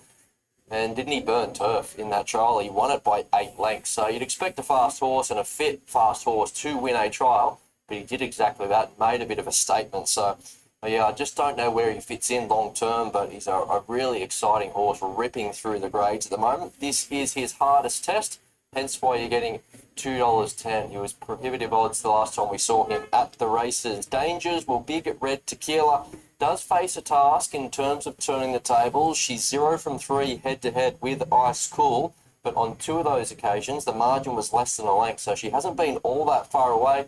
Did enough to win last time out. I know when you watch it to the eye, it didn't look like much of a win against lesser company, but she got the job done. So I like the setup here. This looks quite a fast race on paper, despite a few horses coming out.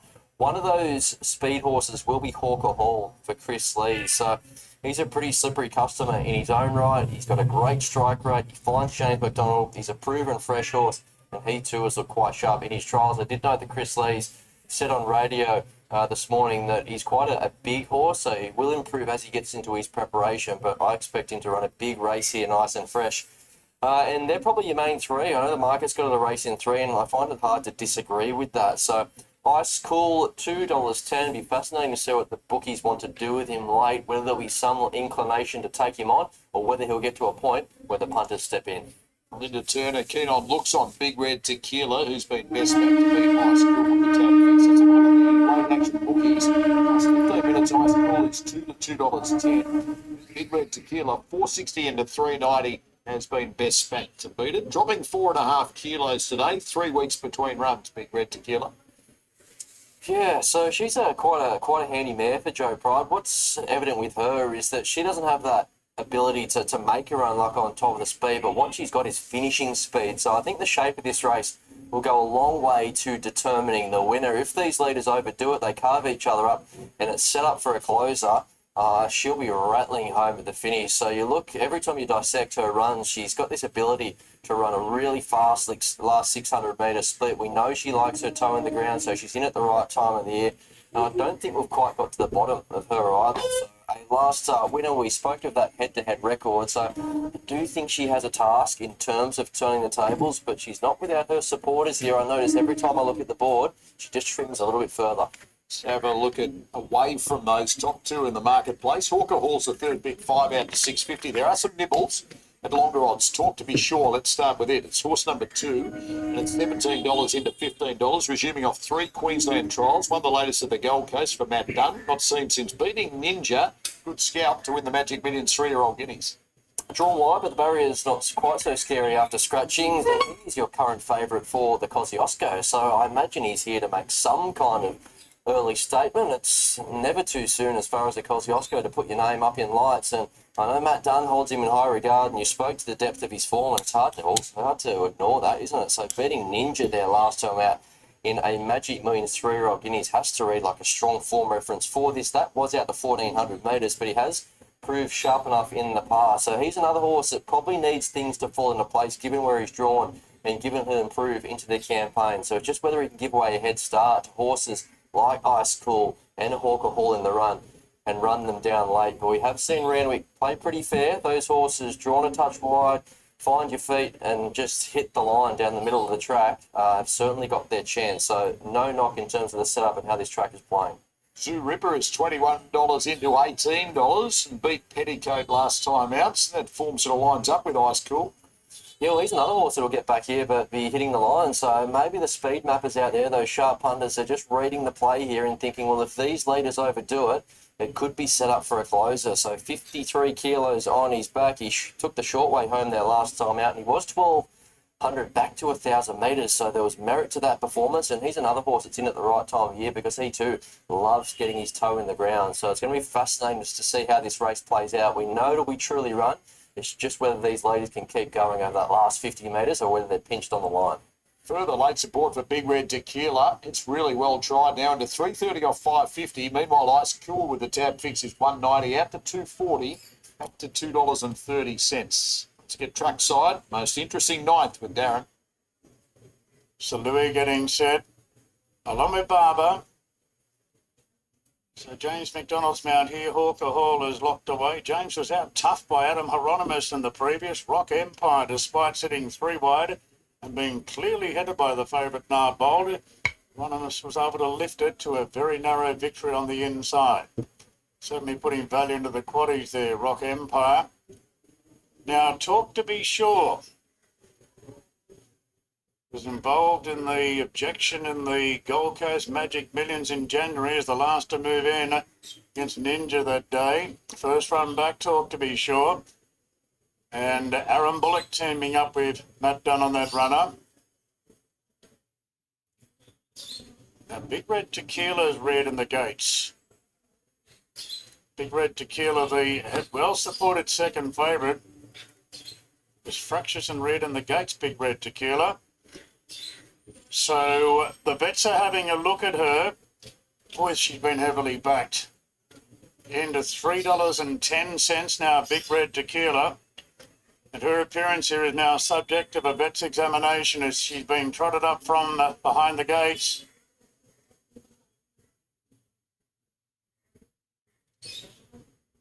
Big Red Tequila.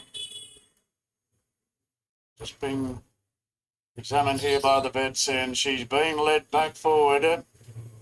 Sam Clipperton puts the mare back into the gates. Big Red Tequila, heavily backed. Ice Cool the favourite, and we're ready to go.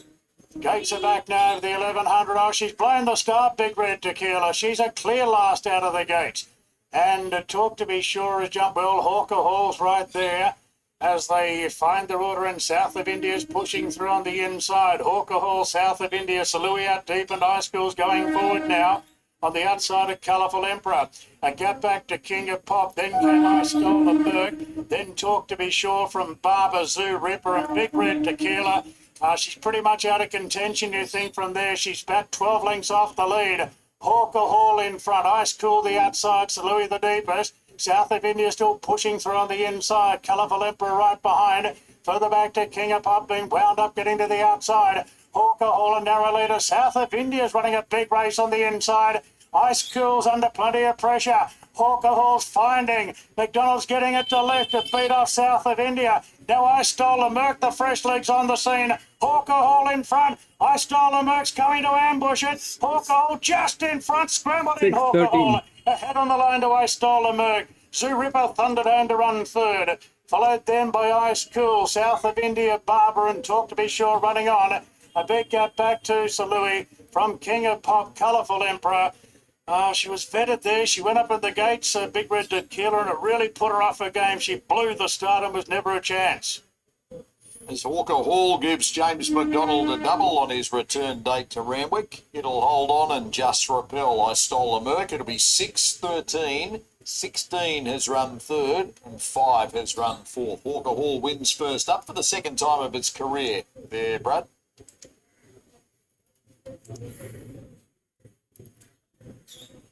Six got through.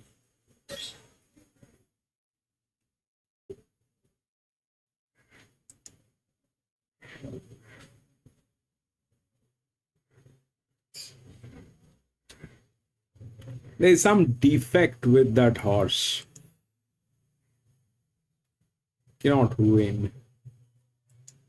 6.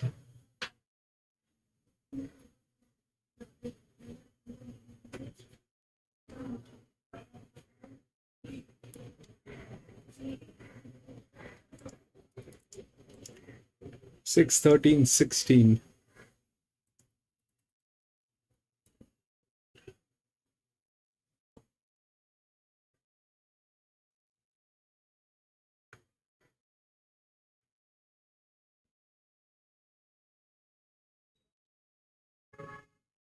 Mini boom.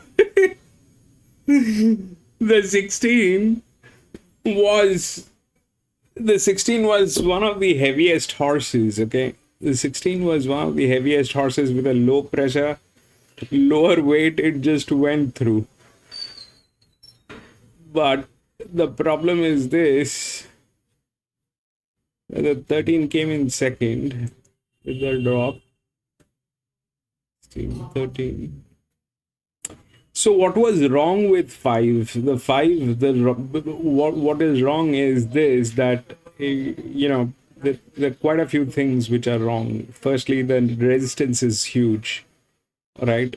Secondly, that kind of a pressure, this genius cannot handle. That kind of a pressure, this genius cannot handle. That's 131. That's a top pressure line on that horse. He cannot handle. Second is, we have stopped talking about all this because we were building something else. It did not have the physics. Randwick, if that does not have the physics, that is a bad idea. The 6 won because it had the physics. And the 13 also got there. And the 16. 6, 13, 16. So without the physics, winning is very difficult at Randwick. So, but then things do work in a different way at times. So that is what it is. 6, 13, 16, and what? 5. Then came in 5, I think. Yes. So we used to, when we did not have the pressure line, this is the segment that we kind of built. The first few segments that we built is how the pressure line, how the physics of the track actually holds up. So that is that, and the 5 is here. That is not possible with that kind of a pressure line. That genius cannot win. 3 was never a winning horse. It is basically a bad horse.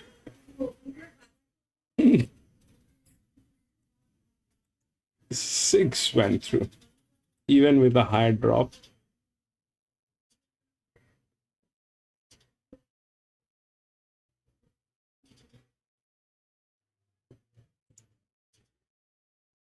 And go to the last. This is a 1300 meter benchmark 78.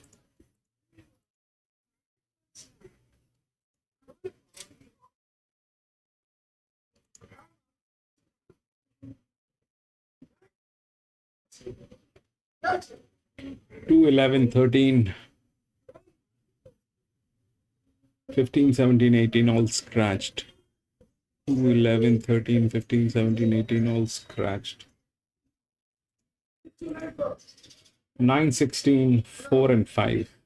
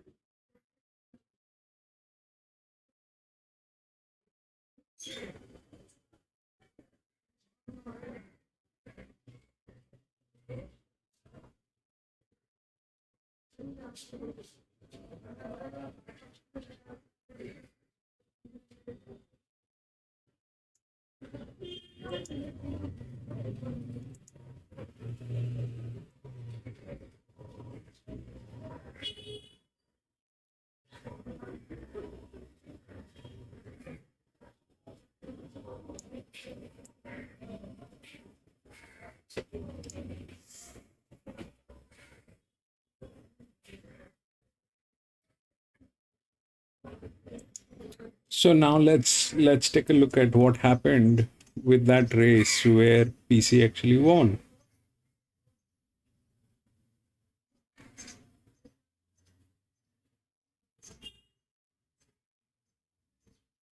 The 8 won where?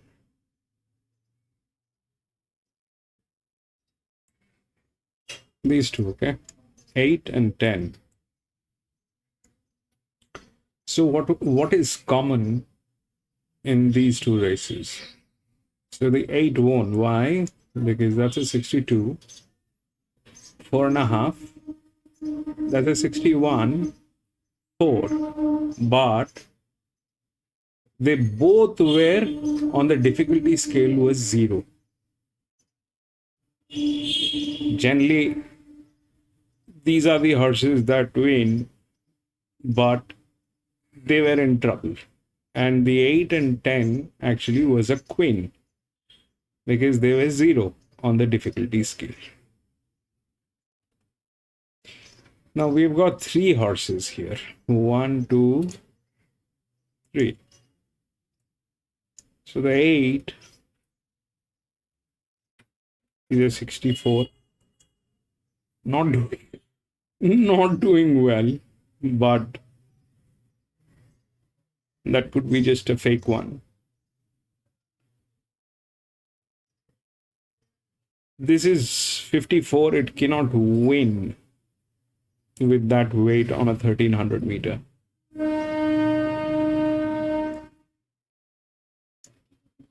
And the 10 has the arrangement with the jock.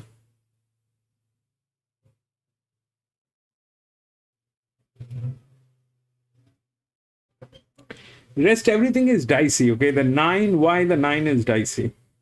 Let's understand that. So the 9 is a 56, okay? It's purely on, you know, the leverage, and it is at a 4, which is pushing it to 5.5. Is it a good horse? It is a good horse. It is a good horse. That's why it is happening like that. But along with that, what needs to happen also, the fact that It has to be a believable thing. How good is the 9?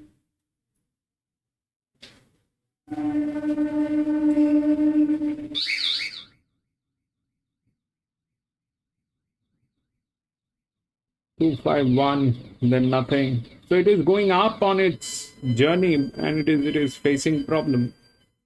It has the physics, it will get there in some way or the other, it will get there. So I am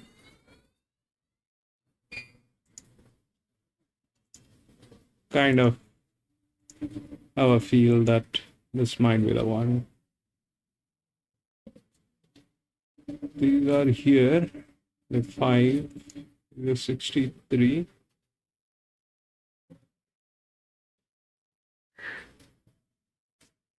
Two, 3.5. Getting into negative. Doesn't have physics. This one is a 9-year-old gilding. I don't believe what it will do.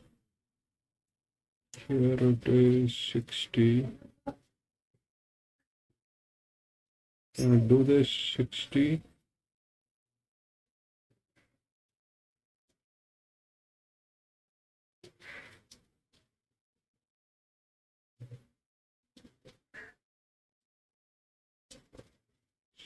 Here.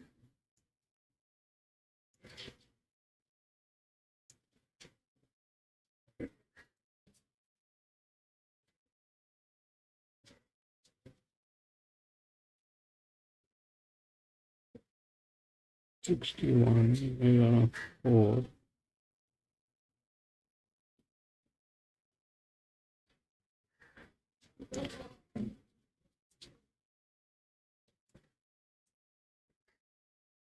And this is 59. 5 is higher. The drop is also higher.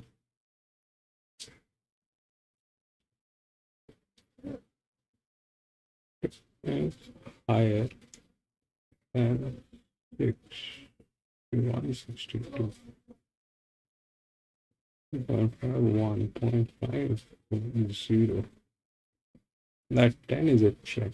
Let's see how that works.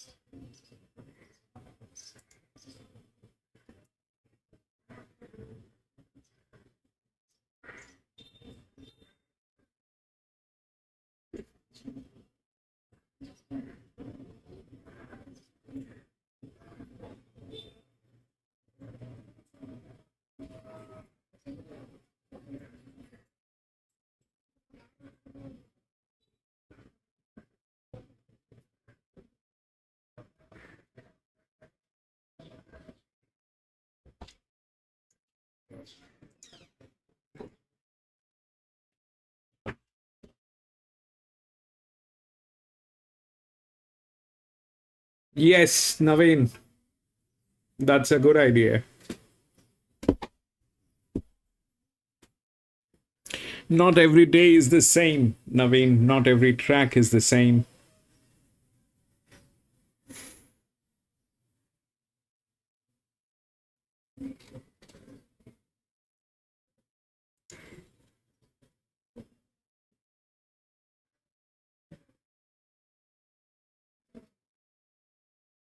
And today it is a lethal trap here.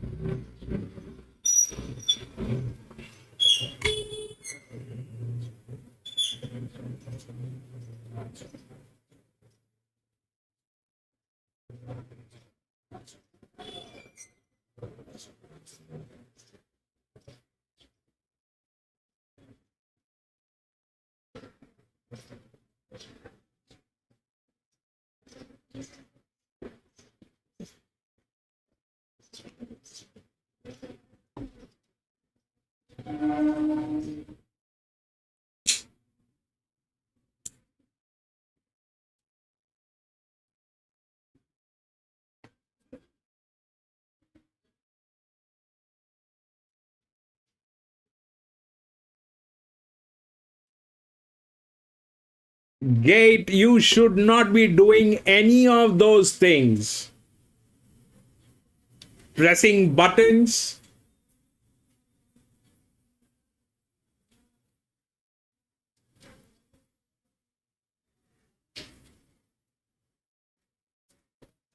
You should not be doing any of those things to begin with, Gate.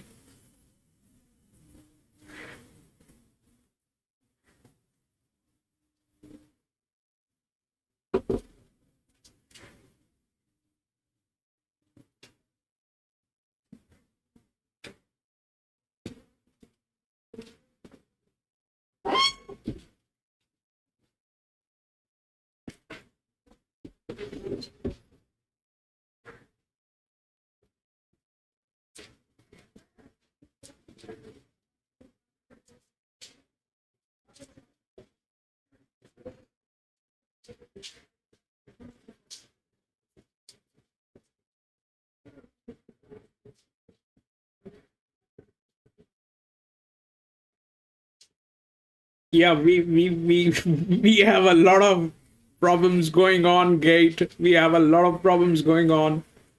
Randwick not playing nice. Buttons not working. Gate, stay away from all that. Don't do any of those things. Just put in your number. We'll cheer for you, Gate.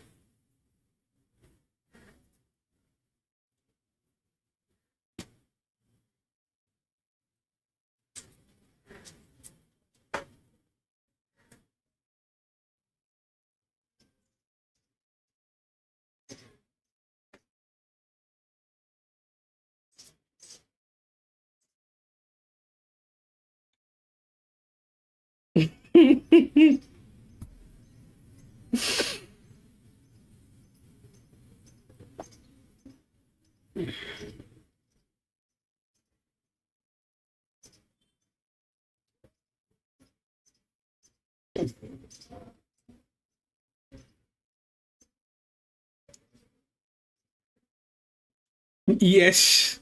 Stay out. Gate.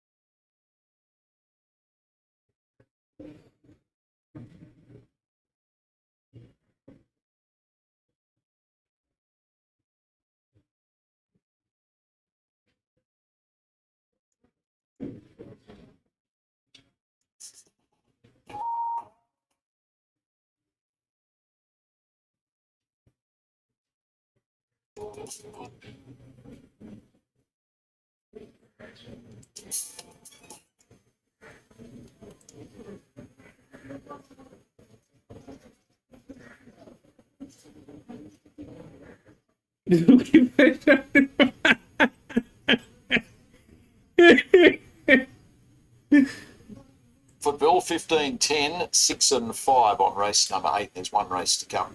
Here comes the lucky last from Randwick. And as I touched on, Brad, you're coming home with So You Pence, kick-starting the Kosciuszko campaign. A $15 chance with Tab at the moment for that.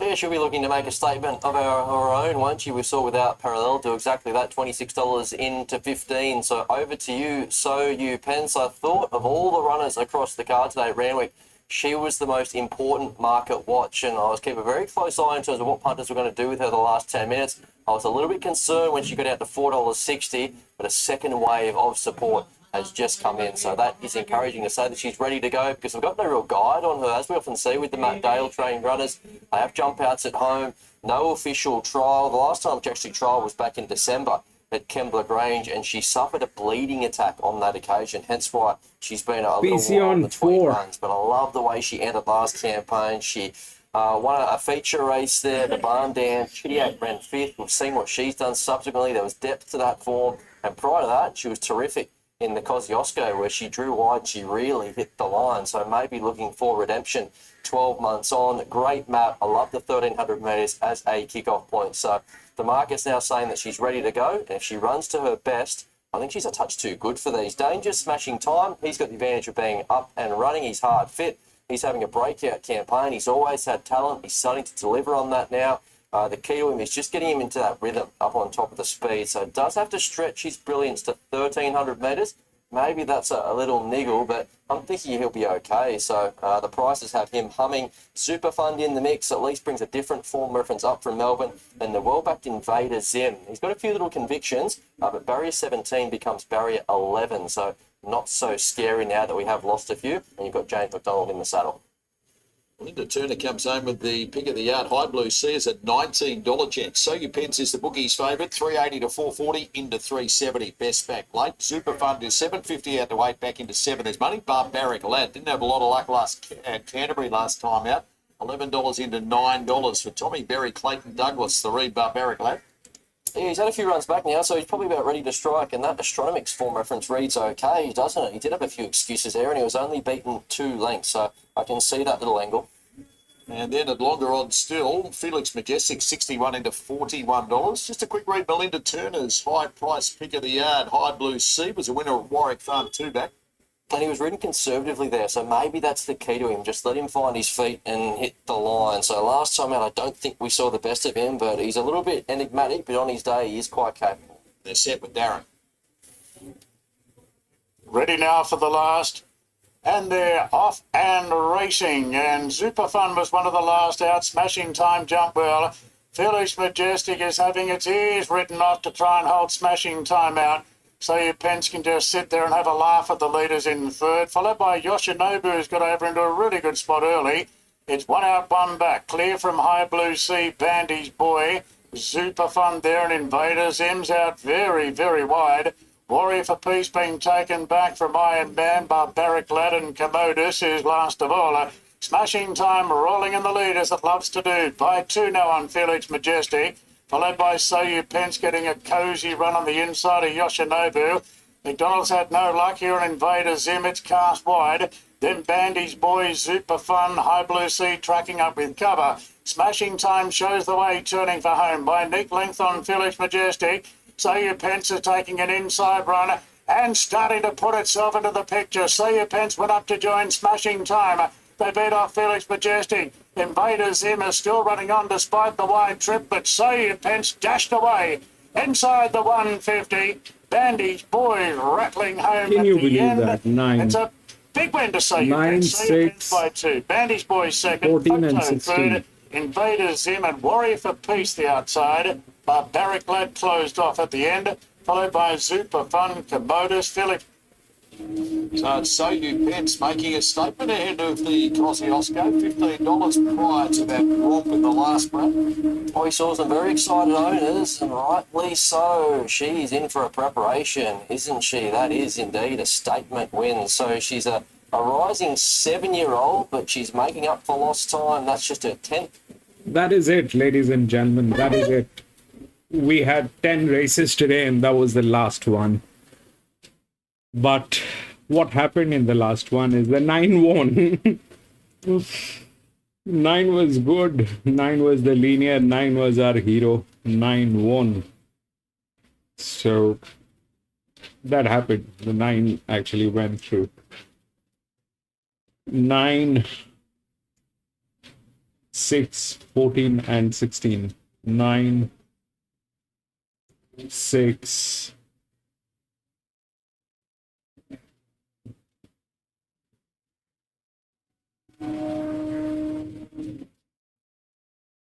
14,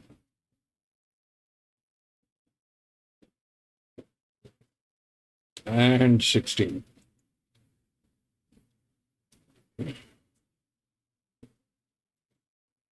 That happened, and I want to thank everybody who's been watching this stream from anywhere in the world.